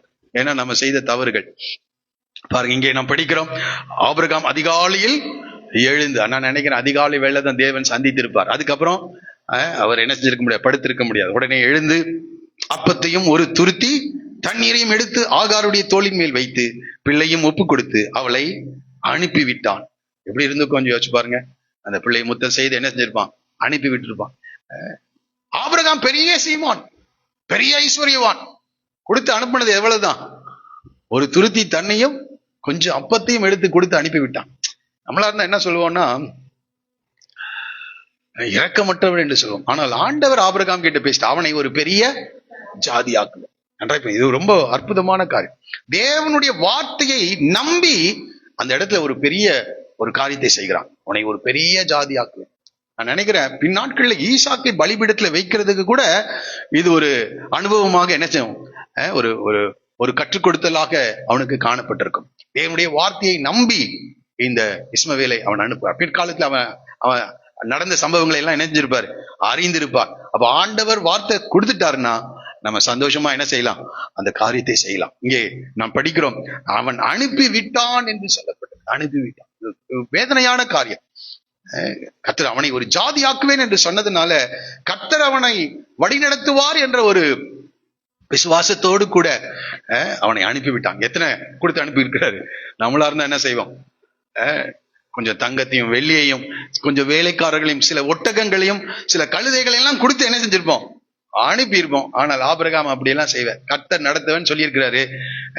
கர்த்தரே அவரை என்ன செய்யட்டும், நடத்தட்டும்னு சொல்லி அனுப்பியிருக்காங்க. இன்றைய நாட்கள்ல இப்படிப்பட்ட விசுவாசம் இல்லை. பழைய நாட்கள்ல ஊழியர்களை அப்படிதான் ஊழியத்துக்கே அனுப்புவாங்களாம். ஒரே சொல்லுவோமா, விசுவாசிகளையும் அப்படிதான் நடத்தியிருக்காங்க. அந்த விசுவாசத்தை நாம பின்பற்ற வேண்டியுள்ளார்.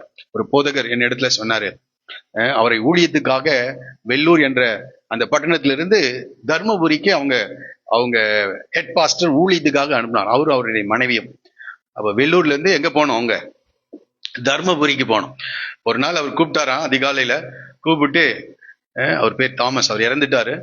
அவர் சொன்ன சாட்சி, தாமஸ் இங்க வாங்க, இப்படியே சாப்பிட்டு இந்த ஃபெய்த் ஹோம்ல என்ன செய்யாதீங்க, தூங்கிட்டு இருக்காதீங்க, போய் ஊழியம் செய்யுங்கன்ட்டு 4.25 எவ்வளவுங்க? 4.25 கொடுத்து உடனடியா பெட்டி படுக்க எடுத்துட்டு என்ன செய், இங்கிருந்து கிளம்புட்டா. இதுக்கு முன்னாடி சொல்லல, ஒரு 10 நாளைக்கு முன்னாடி எல்லாம் என்ன செய்யல, சொல்லவே இல்லை. அன்றைக்கு அதிகாலையில் எழுந்து அவருக்கு என்ன ஆண்டவர் சொன்னாருன்னு தெரியல. அவரு 4.25 எடுத்து இந்த மனுஷன் கிட்ட கொடுத்து உடனடியா மனைவியை கூட்டிட்டு என்ன செய்யும் சொல்லிட்டார். கொஞ்சம் யோசிச்சு பாருங்க, நம்மளா இருந்தா என்ன செய்வோம்? ஒரு 10 நாளைக்கு முன்னாடி சொல்ல, சரி போறப்போ ஒரு 25,000 ரூபாய் அதை என்ன செஞ்சிருக்கலாம், கொடுத்து அனுப்பியிருக்கலாம். 4.25 கொடுத்து அனுப்பிட்டாராம். நீ கிளம்புனா கிளம்பு, அவ்வளவுதான், ஒன்னும் பேசவே முடியாது. அங்கெல்லாம் ஆபிரகாம் கிட்ட சொல்லுகிறார், இஸ்மவேல் என்ன செய், அவனை நான் ஒரு பெரிய ஜாதி, ஒன்னும் கொடுக்கல, வெறும் 4.25 சொன்ன காரியம். இவரு மனைவியை கூப்பிட்டு இதுக்கு மேல இங்க இருக்க முடியாது அப்படின்னு என்ன செய்யறாரு, சபையை விட்டு அவர் கடந்து செல்கிறார். எங்கன்னா பஸ் ஸ்டாண்டுக்கு, வெள்ளூர் பஸ் ஸ்டாண்டுக்கு அவர் வந்தாராம். வந்தப்ப அந்த அம்மா கேட்டாங்களாம், பாஸ்டர் எவ்வளவு கொடுத்தாரு? ரொம்ப ஆர்வமா என்ன செஞ்சிருக்காங்க, கேட்டிருக்காங்க. அந்த அம்மா ஒரு ஒரு ஒரு மாதிரியான ஆள், அந்த அம்மாவை பார்த்தாலே பயமா இருக்கும். ஒரு நாள் அவங்க வீட்டுக்கு போயிருந்தேன். வீட்டுக்கு போனோம்னா இவ்வளவு பெரிய டம்ளர்ல காஃபி கொடுத்தாங்க. எவ்வளவு பெரிய, இவ்வளவு உண்மையாங்க, இவ்வளவு பெரிய டம்ளர். அப்போ அந்த அம்மாவை பத்தி நிறைய காரியங்களை அவர் சொல்லியிருக்கிறார், நான் கேட்டிருக்கேன். அப்ப நான் சொன்னேன், ரொம்ப பயந்துட்டு சொன்னேன், அம்மா இவ்வளவு குடினா அப்படின்னாங்க. நான் அரண்டு போயிட்டேன். எங்க பக்கத்துல பாஸ்டர், டேய் பேசாம இருடா, வாங்கி வச்சுட்டு மற்றவங்களுக்காவது கூட, ஏன்டா அந்த அம்மாவை அப்படி ஒரு சத்தம் போட்டாங்க. குடின்னா எங்க வீட்டுல கூட அப்படி சத்தம் போட்டது இல்லை. நான் அப்படியே அமைதி ஆயிட்டேன். அதுவே அந்த மாதிரி ஒரு அம்மா. அப்போ அந்த அவர் சொன்னாரு, எவ்வளவு பாஸ்டர் கொடுத்தாருன்னு கேட்டாங்க. அப்ப இவரு அவங்க எல்லாம் ஜிப்பா தான் போடுவாங்க, ஜிப்பால கையை விட்டு எடுத்து காட்டினாராம். அங்க என்ன இருக்குது, நான் கேள்விப்பட்டிருக்கீங்களா, சிலர் பார்த்திருப்பீங்கன்னு நினைக்கிறேன். இத பார்த்த உடனே அந்த அம்மா கோவம் வந்து ஓங்கி ஒரு அடி விட்டுருக்காங்க. கடைசியில என்ன ஆயிடுச்சு, காசெல்லாம் பறந்துருச்சான். இவர்கிட்ட வேற பைசாவும் இல்ல, நன்றாய் புரிந்து கொள்ளுங்கள், வேற பைசாவும் இல்லை. அந்த காசெல்லாம் செதறிடுச்சு. இவரு ஏன்னா இவருக்கு பாஸ்டரை பத்தி தெரியும், இந்த அம்மாவுக்கு பாஸ்டரை பத்தி தெரியாது, ஆண்டவரை பத்தி தெரியாது. ஆகவே இவரு அந்த பஸ் ஸ்டாண்ட்ல அந்த கீழே விழுந்து அந்த 4 என்ன செய்யறாரு, தேடுதுன்ட்டு 3 கிடைச்சிருச்சான். 1 என்ன ஆயிடுச்சு, கிடைக்க தேடி, அவர் சொல்றாரு, தேடி தேடி பார்த்தேன் தம்பி, கிடைக்கவே இல்லை. இப்போ எங்க போகணும், தர்மபுரி போகணும். அந்த நேரத்துல அவங்க ஃபெய்தோமே, அவங்க சபையை சார்ந்த ஒருத்தர் வந்து ஓடி வந்தாராம், பாஸ்டர் 2 பேருக்கு தர்மபுரிக்கு போறதுக்கு பஸ் நான் என்ன செஞ்சேன், டிக்கெட்டை புக் பண்ணி வைத்திருந்தேன், இப்ப நான் கேன்சல் பண்ண போறேன், நீங்க தர்மபுரி போறதுன்னா அந்த டிக்கெட்டை என்ன செய்யுங்க, பயன்பட. ஒரு அல்லையா சொல்லுவோமா, தேவன் சொல், இஸ்மவேலை நான் பெரிய ஜாதி ஆக்குவேன் என்று ஆண்டவர் பேசியிருந்தால், ஆபிரகாம் பாத்தீங்களா எப்படி செஞ்சார், அப்பமும் ஒரு துருத்தி தண்ணீரையும் மாத்திரம் கொடுத்து அனுப்பிடுறார். நான் ஏன் இதை சொல்றேன்னா, தேவனுடைய வார்த்தையின் மேல் நமக்கு ஒரு நம்பிக்கை இருக்கணும். கர்த்தர் வார்த்தையை கொடுக்குற வரைக்கும் அவரை விடாதீங்க, அவரை பிடிச்சுக்குங்க, போராடுங்க, பேசுங்க ஆண்டவரேன்னு.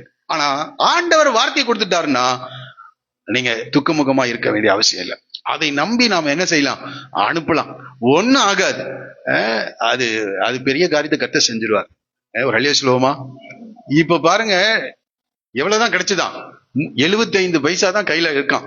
இப்ப பாருங்க, மிக சரியான நேரத்துல அந்த பஸ் புறப்படுறதுக்கு முன்னாடி என்ன வந்து கையில நிக்குது, டிக்கெட்டை வந்து கையில நிக்குது. ஆண்டவர் சொன்னான், ஆண்டவர் நடத்துகிறதற்கு நம்ம ஒப்பு கொடுக்கணும். ஆபிரகாம் இப்ப பாருங்க, இதெல்லாம் சாதாரண காரியங்கள். ஆபிரகாம் விசுவாசிச்சான் தேவனுடைய வார்த்தை, அது தவறுதான், அவன் செய்த தவறுக்கான வேதனையை அனுபவிக்கிறான்.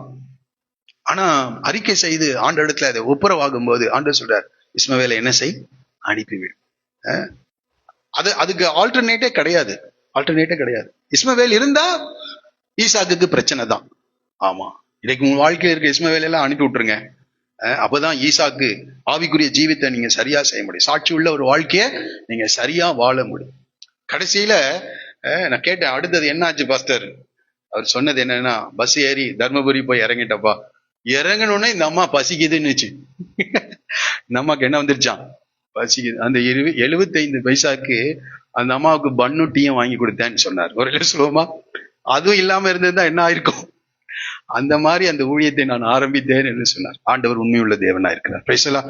அந்த இடத்துல அவர் பெரிய ஒரு ஊழியத்தை கட்டி எழுப்பினார், பெரிய ஒரு சபையை அவர் ஸ்தாபித்தார். இன்னைக்கு கேட்கிற அருமையானே, அன்றைய பரிசுத்தவான்கள்லாம் விசுவாசிகளை ஊழியர்களை நடத்தின விதம் இது. ஒரு இல்லையா சொல்லுவோமா? இன்னைக்கு யாரையாவது ஊழியத்துக்கு அனுப்பணும்னா என்ன கேட்பாங்க? அங்க இருக்கிற வீட்டுக்கு வாடகை கேட்பாங்க, அட்வான்ஸ் கேட்பாங்க, போறதுக்கு செலவு கேட்பாங்க. ஆண்டவர் கூட சீஷர்களை இப்படிதான் என்ன செஞ்சிருக்காரு, அனுப்பியிருக்கிறார். போயிட்டு வந்த பிறகு ஏதாவது குறைவு இருந்ததா? ஒன்னும் குறைவு இல்லைன்னு நாங்க ஒரு இல்லையா சொல்லுவோமா? ஆண்டவர் அனுப்பினா எல்லாம் நிறைவா இருக்கும். நாமளா எடுத்துட்டு போனா அங்க ஒண்ணும் நடக்காது. நான் அடிக்கடி ஒரு பாஸ்டர் சொன்ன காரியத்தை செய்வேன், சொல்லிட்டே இருப்பேன். ஆண்டவர் அனுப்பாமே இலங்கைக்கு என்ன செஞ்சுட்டாராம், பிளைட் ஏறி உட்கார்ந்துட்டாராம். பிளைட்டு கதவு மூடலையாம். நான் சொல்லியிருக்கேன்ல, 3 மணி நேரம் தாமதம். அவர் சொன்ன காரியம் 3 மணி நேரம். அங்க போய் நிறுத்தா ரிசீவ் பண்றதுக்கு ஆள் இல்லை. பல பிரச்சனை நடக்கும். ஆண்டவர் சொல்ற வரைக்கும் அமைதியா இருங்க.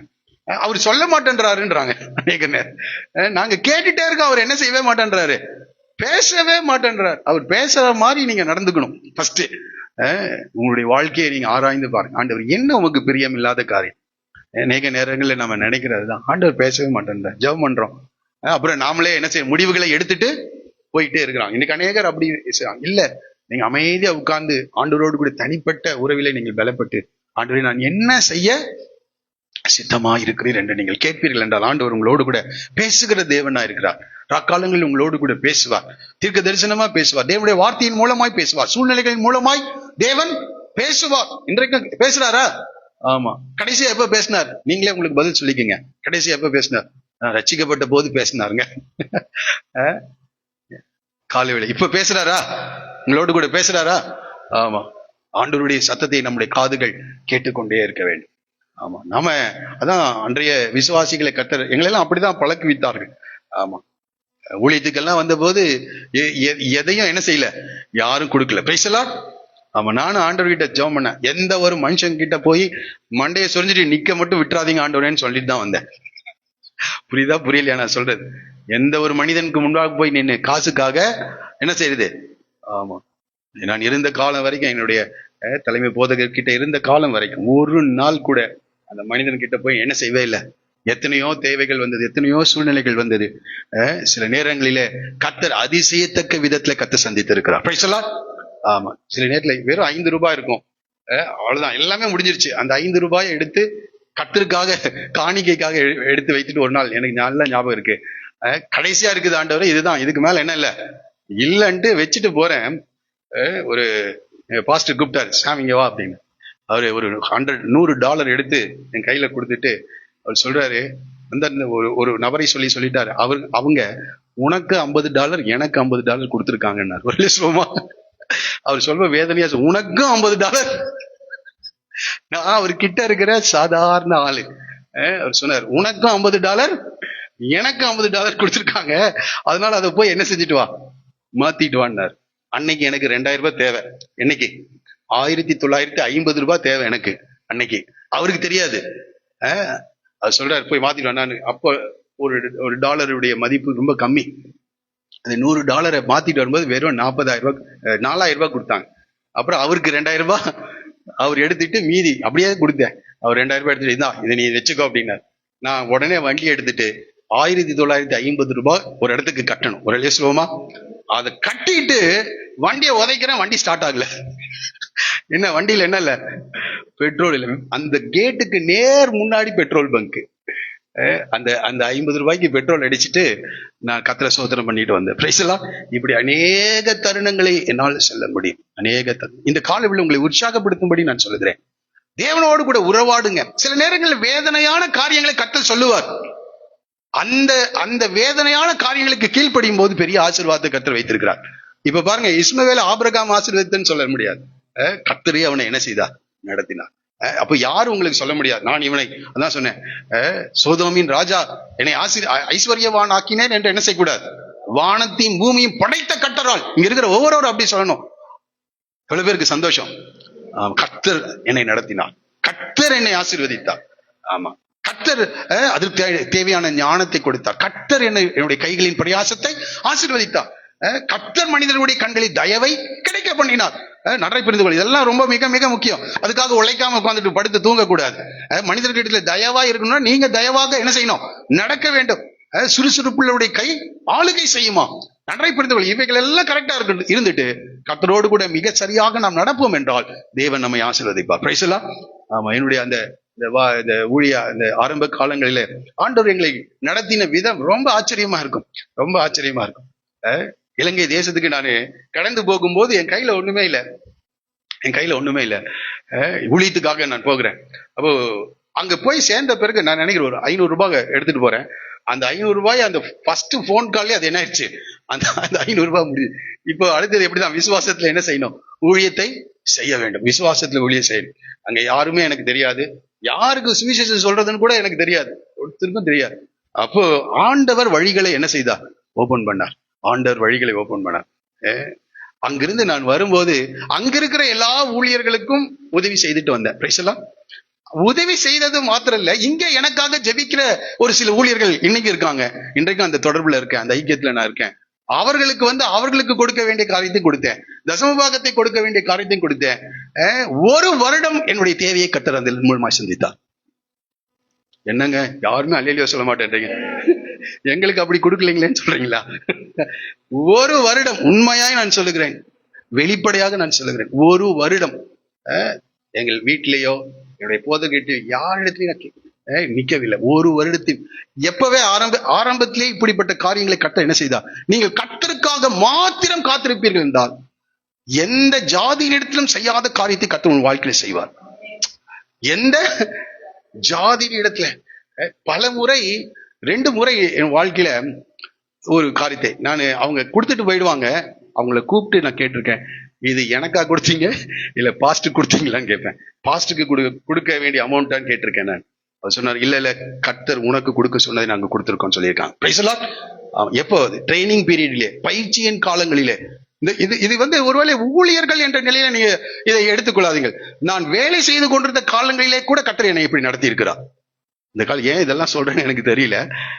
இந்த காலையில் உன்னை உற்சாகப்படுத்தும்படிக்க நீங்கள் கர்த்தருக்காக மாத்திரம், அவர் கொடுத்தா சாப்பிடணும், அவர் கொடுக்கலன்னா சாவேன்னு சொல்லுங்க. எங்க பாஸ்டர் அதை அப்படி எங்களுக்கு போதித்துக்கா. கடன் வாங்கி சாப்பிட்டு உயிரோடு இருப்பதை காட்டில அவர் சொன்ன பிரசங்கம் இன்னைக்கு அப்படியே இருக்கு. பட்டினியா இருந்து சாவது மேலுன்னு சொன்னார். அன்னைக்கு ஆண்டவரே இந்த வார்த்தைக்கு என்னை ஒப்பு கொடுக்குறேன்னு முன்னாடி நான் தான் ஃபர்ஸ்ட் கையை தூக்கிட்டு ஒரே பயங்கர ஆர்ப்பாட்டமான ஜெபம். எனக்கு தெரியாது நைட்டே இந்த பரீட்சை வரும் என்று எனக்கு தெரியவே தெரியாது. அன்றைக்கு இரவு எனக்கு பரீட்சை வந்துச்சு. அன்றைக்கு இரவு, அன்னைக்கு என்னன்னா அன்னைக்கு மீட்டிங் முடிச்சுட்டு நான் அந்த வேலைக்கு போக வேண்டியது இருந்தது. அப்ப சாப்பிடல, அப்ப நான் போயிட்டேன். அடுத்த நாள் காலையில 5 ரூபாய் இருக்குது எங்கிட்ட, அவ்வளவுதான். அடுத்த நாள் காலையில என்னை ரிலீவ் பண்ற வரவே இல்லை. இதெல்லாம் கர்த்தர் என்னை அனுமதித்த காரியங்கள். அடுத்த நாள் வரல, என்ன செய்யறது ஆண்டவரே அப்படின்ட்டு நான் உட்கார்ந்துட்டு இருக்கேன். அடுத்த ஷிஃப்ட்டுக்கும் வரல. இப்போ மதியானம் என்னை ரிலீவ் பண்றோம், அவனும் வரல. கையில எவ்வளவுதான் இருக்கு, 5 ரூபாய். இப்போ அவர் சொன்ன வார்த்தை நமக்கே வருது. ஏன்னா நம்ம எப்போதும் ஜெபம் பண்ணிட்டு தானே இருக்கோம்.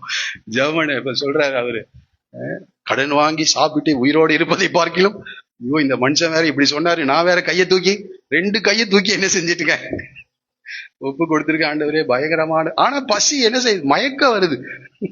மயக்கம் வரலன்னா கூட பரவாயில்ல. போய் ஒருத்தர்கிட்ட கேட்டுட்டேன், இந்த மாதிரி காலையில ரிலீவ் பண்ணணும், என்ன செய்யல வரல, மதியானம் ரிலீவ் பண்ணணும் வரல, ஒரு 20 ரூபாய் என்ன செய்யுங்க. அவர் அதுக்கு என்ன அப்படின்னு என்ன செய்தார், எடுத்து கேட்டா எவ்வளவு வேணா கொடுக்கறதுக்கு இன்னைக்கும் இருக்காங்க, அன்னைக்கு இருந்தாங்க. அப்புறம் நான் அந்த 20 ரூபாயை வாங்கிட்டு இன்னைக்கும் அந்த இடத்துக்கு, இந்த ரேஸ் கோஸ்ட் சைட்ல போனா நினைப்பேன் நான் அந்த இடத்த. சைக்கிள் ஒவ்வொரு அழுத்தும் போதும் இந்த வார்த்தையே வந்துட்டு இருக்கு, கடன் வாங்கி சாப்பிட்டு உயிரோடு இருப்பது. இதே நான் அழுத்திட்டே இருக்கேன், ஆண்டவரே இந்த ஒரு விஷயம் என்ன செய்யுங்க, மன்னிச்சிருங்க அப்படின்னா முடியவே இல்லை எனக்கு. அந்த ஹோட்டலுக்கு உண்மையாய் நான் சொல்லுவேன், இன்றைக்கு அந்த இடம் இருக்குது. என்னுடைய சைக்கிளை நிறுத்திட்டு ஒவ்வொன்று அழுகிறேன், ஆண்டவரே இது என்ன சோதனை அப்பா இது அப்படின்ட்டு ஒவ்வொன்று அழுகிறேன். ஆண்டவரே இதை நான் சாப்பிடட்டுமா வேண்டாமா? ஒரே ஒரு பதில் வருது, சாப்பிடாத போ அப்படி. உடனே கொண்டு வந்து அந்த நபர் கையில என்ன செஞ்சுட்டு அந்த 20 ரூபாய கொடுத்துட்ட பிறகுதான் சமாதான. பசி இருக்குது, ஆனா என்ன கிடைச்சது, அன்றைக்கு விசுவாச பரீட்சை வரதான் செய்யும். நீங்கள் தேவனை மாத்திரம் சார்ந்து வாழும்போது சில நேரங்கள் இப்படிப்பட்ட பரீட்சை கர்த்தர் என்ன செய்வார், கொண்டு வந்து வைப்பார். அதுல நம்ம வெற்றி பெற்றுட்டோம்னு வைங்க, நிச்சயமா அதுக்கப்புறம் யாரையும் சார்ந்து வாழ வேண்டிய அவசியமே இல்லை. Price the Lord. ஒரு எளிய சொல்லுவோமா, எந்த நபரும் எனக்கு இலங்கையில தெரியாது. அந்த சமயத்துல அந்த சில காலங்கள் இருந்தபோது கர்த்தர் என்னை போஷித்தார், என்னை நடத்தினார், எனக்கு என்னுடைய தேவையை சந்தித்தார், அநேகருக்கு உதவி செய்யும்படியா கர்த்தர் என்னை வைத்தார். Price the Lord. அதை ஆரம்பத்திலே கர்த்தர் எனக்கு அந்த அந்த வைராக்கியத்தை எனக்கு போதித்து என்னுடைய பெற்றோர்களும் ஊழியர்களும் அப்படி செய்ததுனால அதுல வளர கர்த்தர் உதவி செய்யும். இந்த காலையில் உங்களுக்கு சொல்றேன், என் அனுபவத்திலிருந்து சொல்றேன். இந்த காலையில இஸ்மவேலை அனுப்பி விடுன்னு சொல்லிட்டாரு. ஒரு துருத்தி, ஒரு தண்ணீர், அப்பம், அவ்வளவுதான். கர்த்தர் அவனை பெரிய ஜாதியா மாற்றிட்டார். இந்த காலையில் உன்னை பார்த்து சொல்லுகிறார், விசுவாசம். கர்த்தர் சொன்ன வார்த்தைக்கு கீழ்ப்படிங்க, கர்த்தர் அற்புதங்களை செய்வான். எந்த இடத்துல இருந்து வரும்னு எனக்கு தெரியாது.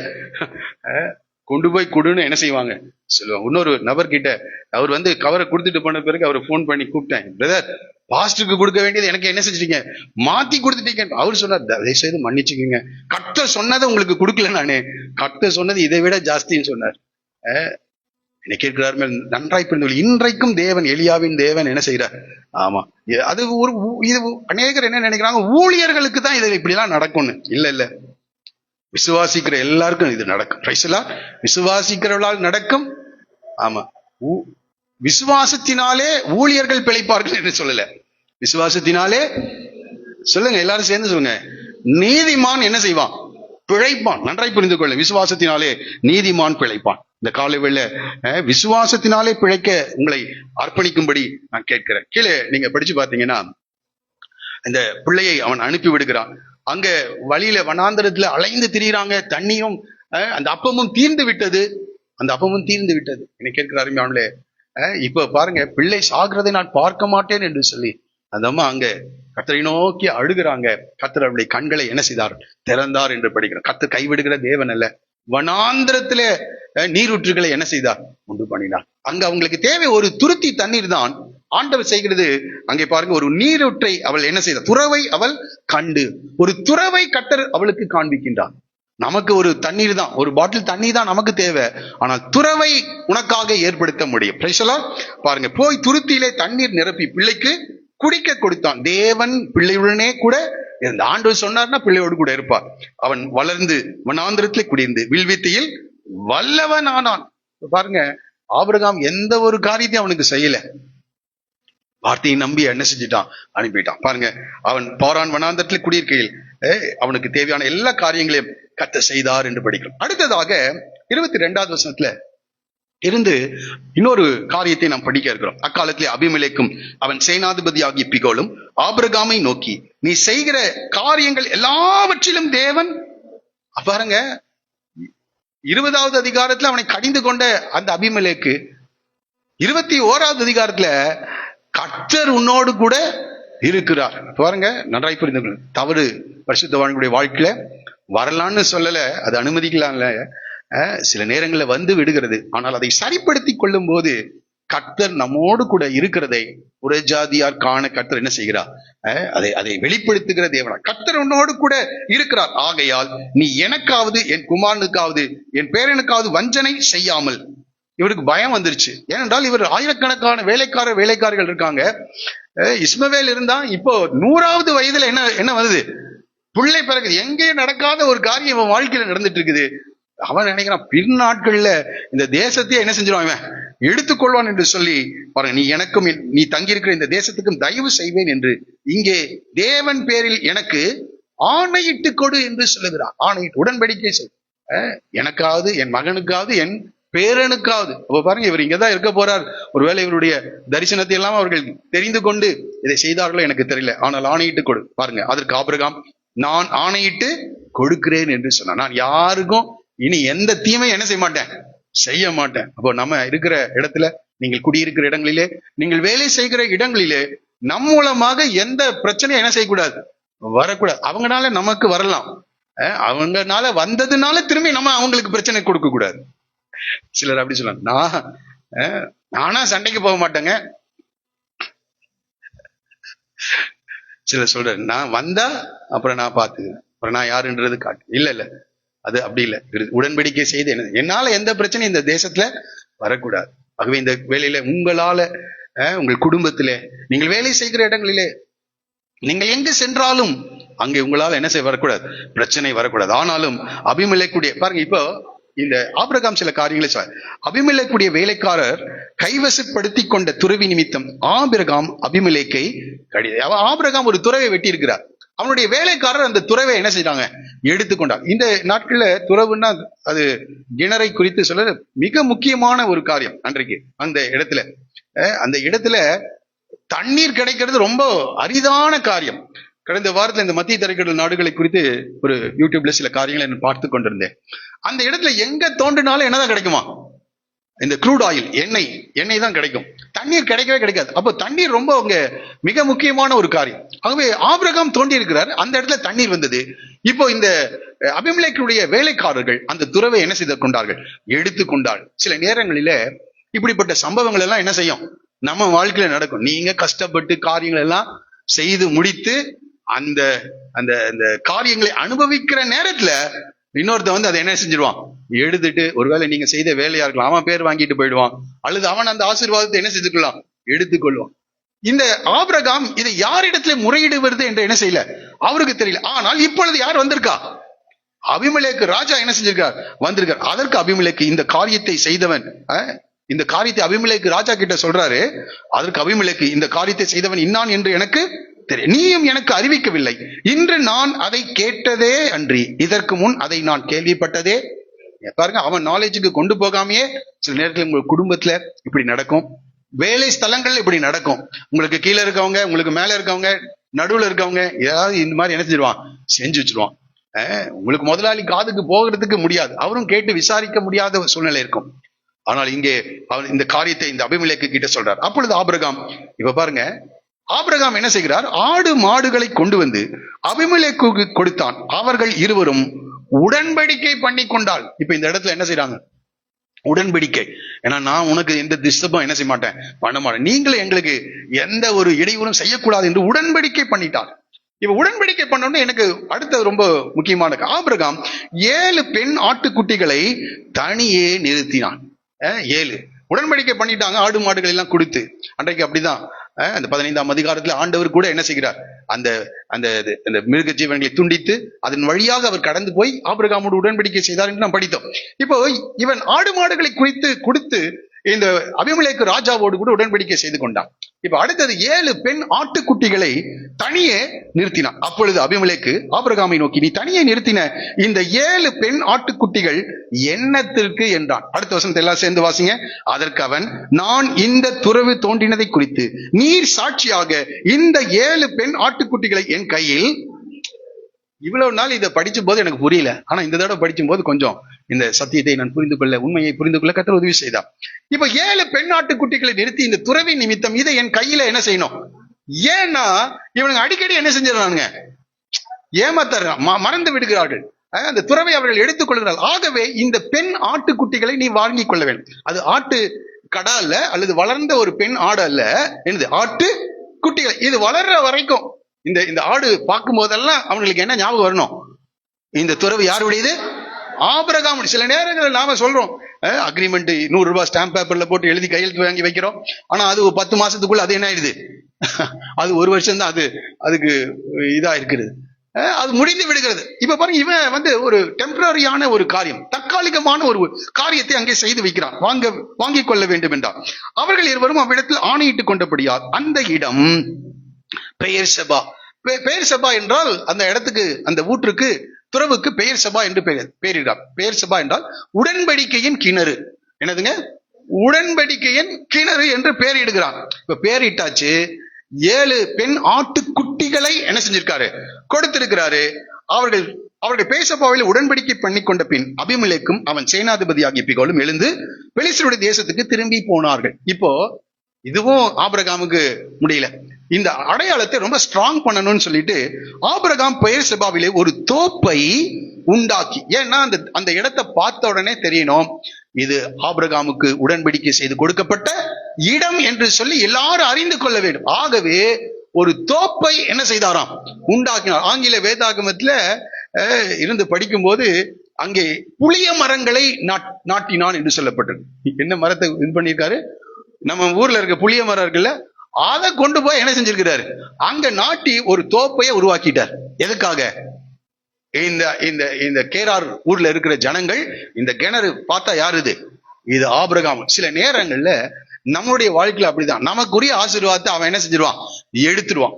எடுத்துட்டு அதுக்கு பல காரணங்களை என்ன செய்வான், சொல்லிட்டு இருப்பான். ஆகவே இப்பொழுது அதை ஸ்ட்ராங் பண்ணணும்னு இவர் என்னென்னமோ முயற்சி செய்யறாரு. ஆட்டுக்குட்டிகளை கொடுக்கிறாரு, அடுத்தது தோப்பை உருவாக்குறாரு, இப்படி காரியங்கள் எல்லாம் அவர் செய்கிறார்.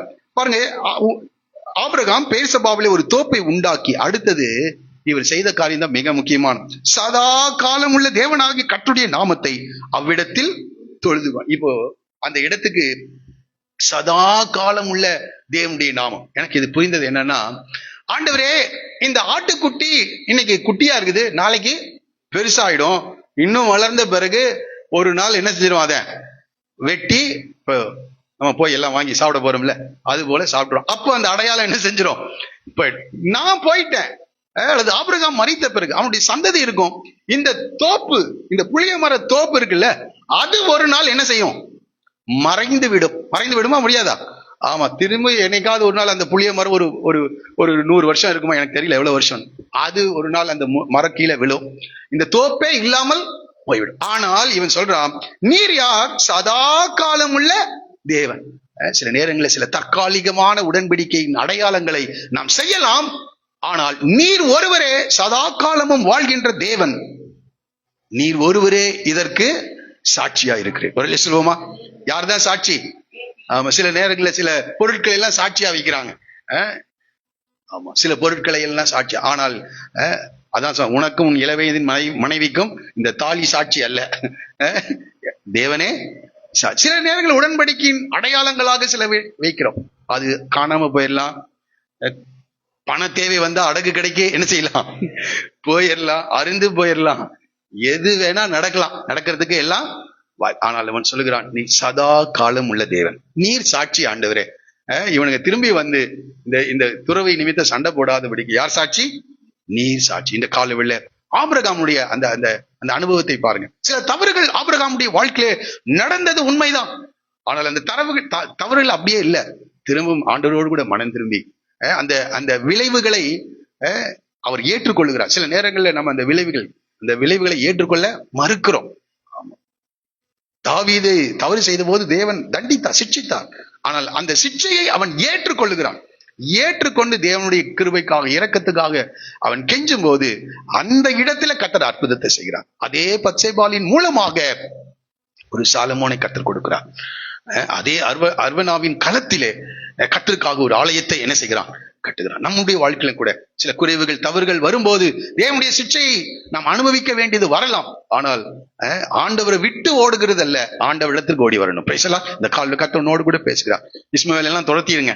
ஆமா, இஸ்மவேல் துரத்தப்பட்டால் தான் ஈசாக்கு வாக்குத்தத்தத்தை சுதந்திரிக்க முடியும். பேசலாம். இந்த கணிகளுடைய வாழ்க்கையில இஸ்மவேலையும் ஈசாக்கையும் என்ன செஞ்சிருக்காங்க, வச்சுட்டே இருக்காங்க.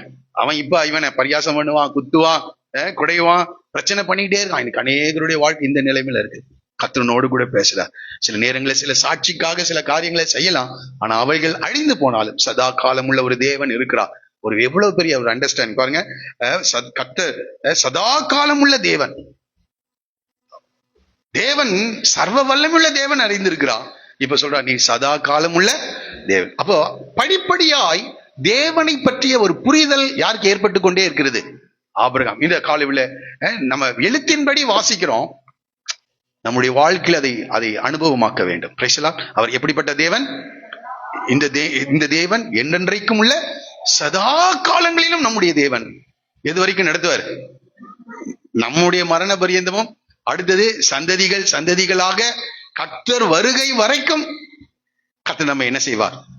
எல்லாரும் அப்படியே எழுந்து நிற்போமா? எல்லாரும். ஒரு நல்ல தேவன், என்னென்றைக்கும் சதா காலங்களிலும் உள்ள தேவன், அவர் தான் சாட்சி. இந்த காலையில வேற ஏதாவது, ஆண்டவரே இந்த காரியத்துக்கு யார சாட்சிக்கு சொல்றது? நீங்க தான் சாட்சி. ஆமா, அபிமெலேக்குடைய ஆட்கள் மாறலாம், மனிதர்கள் மாறலாம், ஆனா தேவன் சாட்சியா இருக்கிறார். தேவன் சாட்சியா இருக்கிறார். உன் காரியங்களை கர்த்தருடைய சமூகத்துல வைங்க. பிரைஸ் எல்லாம். இந்த 2 அதிகாரத்துல 20வது அதிகாரத்துல சில தவறுகள் ஆபிரகாமுடைய வாழ்க்கையில வந்தது உண்மைதான். ஆனால் அந்த தவறுகளை திருத்திக் கொள்ளுகிறான். அதுக்கு என்னன்னா காரணம், சில அடிப்படையாக சில தவறான புரிதல்கள். அவங்க ஊர் என்ற கல்தேர் பட்டணத்தை விட்டு வரும்போதே இப்படிப்பட்ட ஒரு உடன்படிக்கைக்குள்ள வர்றாங்க.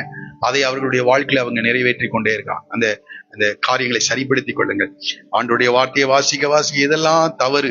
நம்முடைய இருதயத்துல சில நேரங்கள்ல சில காரியங்களை ரெக்கார்ட் பண்ணி வச்சிருக்கோம், இது இப்படிதான். ஆனா வசனத்தை படிக்கும் போது தவறான ஒழுங்குகளை எல்லாம், காரியங்கள் எல்லாம் நம்ம வீட்டை விலகி, எது சரி, எது நீதி, எது நியாயம், எது உத்தமம், அதை எது பரிசுத்தமானது, அதை நாம் புரிந்து கொண்டு அந்த தவறுகளை எல்லாம் விட்டு விலக வேண்டும். Price the Lord.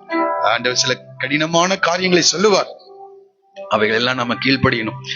எப்படி நடக்கும்னு தெரியாது, ஆனா ஆண்டவர் உனக்காக உன்னுடைய வார்த்தையின்படியே இஸ்மவேலுக்காக ஒரு ஊற்றை கட்டு காண்பித்தார். Price the Lord. இன்றைக்கும் அந்த தேவன் உண்மையுள்ள தேவன். தேவன் சொன்னார்னா அது அப்படியே செய்வார். இந்த காலையில ஆண்டவரை நம்பி வாழ என்னை ஒப்பு கொடுக்கிறேன்னு சொல்லுங்க. ஹல்லேலூயா, ஹல்லேலூயா, ஹல்லேலூயா. அன்றைக்கு இஸ்மவேலை கைவிடாது காத்த தேவன் அவனை ஒரு பெரிய ஜாதி ஆக்கினது போல, அவனையே ஜாதி ஆக்கினார்னா வாக்குத்தத்தத்தின்படி பிறந்த நாம், பிரைஸ் தி லார்ட், ஹல்லேலூயா, ஈசாக்கின் இடத்தில் உன் சந்ததி விளங்கும் என்று சொன்னார் தேவன். நம் வாக்குத்தத்தத்தின்படி பிறந்தவர்களாய், மாம்சத்தின்படி இருக்கிறவர்களையே தேவன் இந்த பூமியில நடத்திட்டு இருக்கிறார். இஸ்மவேலுக்கு ஒப்பாக மாம்சத்தின்படி பிறந்தவர்கள், அவங்க இன்னும் மறுபடியும் பிறக்கல, அவர்களே கர்த்தர் நடத்துறார். உன்னை கர்த்தர் நடத்தாம விட்டுருவாரா? Price the Lord. ஆனா இஸ்மவேலை மாத்திரம் அனுப்ப இன்றைக்கு ஒப்பு கொடுப்பா என்றால் ஒரு பெரிய ஆசீர்வாதத்தை கர்த்தர் வைத்திருக்கிறார். ஹல்லேலூயா. எல்லாரும் கரங்களை உயர்த்தி, ஆண்டவரே கேட்ட இந்த வார்த்தைகளின்படி வாழ என்னை அர்ப்பணிக்கிறேன்னு சொல்லுங்க. விசுவாசத்தினால நீதிமான் பிழைப்பான். ஹல்லேலூயா. பின்வாங்கி போவான் என்றால் அவன் மேலே ஆத்துமா பிரியமா இராது என்று சொல்லுகிறார். ஹல்லேலூயா. தேவனை நம்பி வாழ்கிற ஒரு வாழ்க்கை, அது ஒரு அற்புதமான ஒரு வாழ்க்கை. Praise the Lord. ஹல்லேலூயா. தேவன் சொன்ன வார்த்தைக்கு கீழ்ப்படிய நம்மை அர்ப்பணிப்போம். ஹல்லேலூயா. இந்த தேவன் உண்மையுள்ள தேவனா இருக்கிறார். மரண பரியந்தமும் நம்மை நடத்த வல்லமையுள்ள தேவன், சதா காலங்களில் நம்முடைய தேவனா இருக்கிறார். எல்லாரும் நல்ல வலது கரத்தை உயர்த்தி சொல்லுங்க, ஆண்டவரே உம்மை மாத்திரம் சார்ந்து வாழ என்னை ஒப்பு கொடுக்கிற ஆண்டவரே. ஹல்லேலூயா. சில தவறுகள் வந்தது, அறிக்கை செய்யுங்க, அதை சரிப்படுத்துறேன்னு சொல்லுங்க. ஹல்லேலூயா, ஹல்லேலூயா, ஹல்லேலூயா. அதை சரிப்படுத்திக் கொள்ற ஆண்டவரே. ஹல்லேலூயா. ஆண்டவரே உமக்கு பிரியமற்ற காரியங்களை அப்படி நாம தூஷிக்கப்படுவதற்கு இடம் கொடுத்திருக்கிறேன், அதெல்லாம் மன்னிங்க, அதெல்லாம் மன்னிங்க, அதெல்லாம் மன்னிங்க. பரிசுத்தமாக்குங்க ஆண்டவரே. ஹல்லேலூயா, ஹல்லேலூயா, ஹல்லேலூயா. இன்னைக்கு அநேகர் அந்த தவறிலேயே வாழ பழக்கி கொண்டாங்க. இந்த காலில் கத்தவனோடு கூட பேசின இஸ்மவேலை புறம்பே தள்ளு. இப்படி உள்ளான மனிதன் நாளுக்கு நாள் பல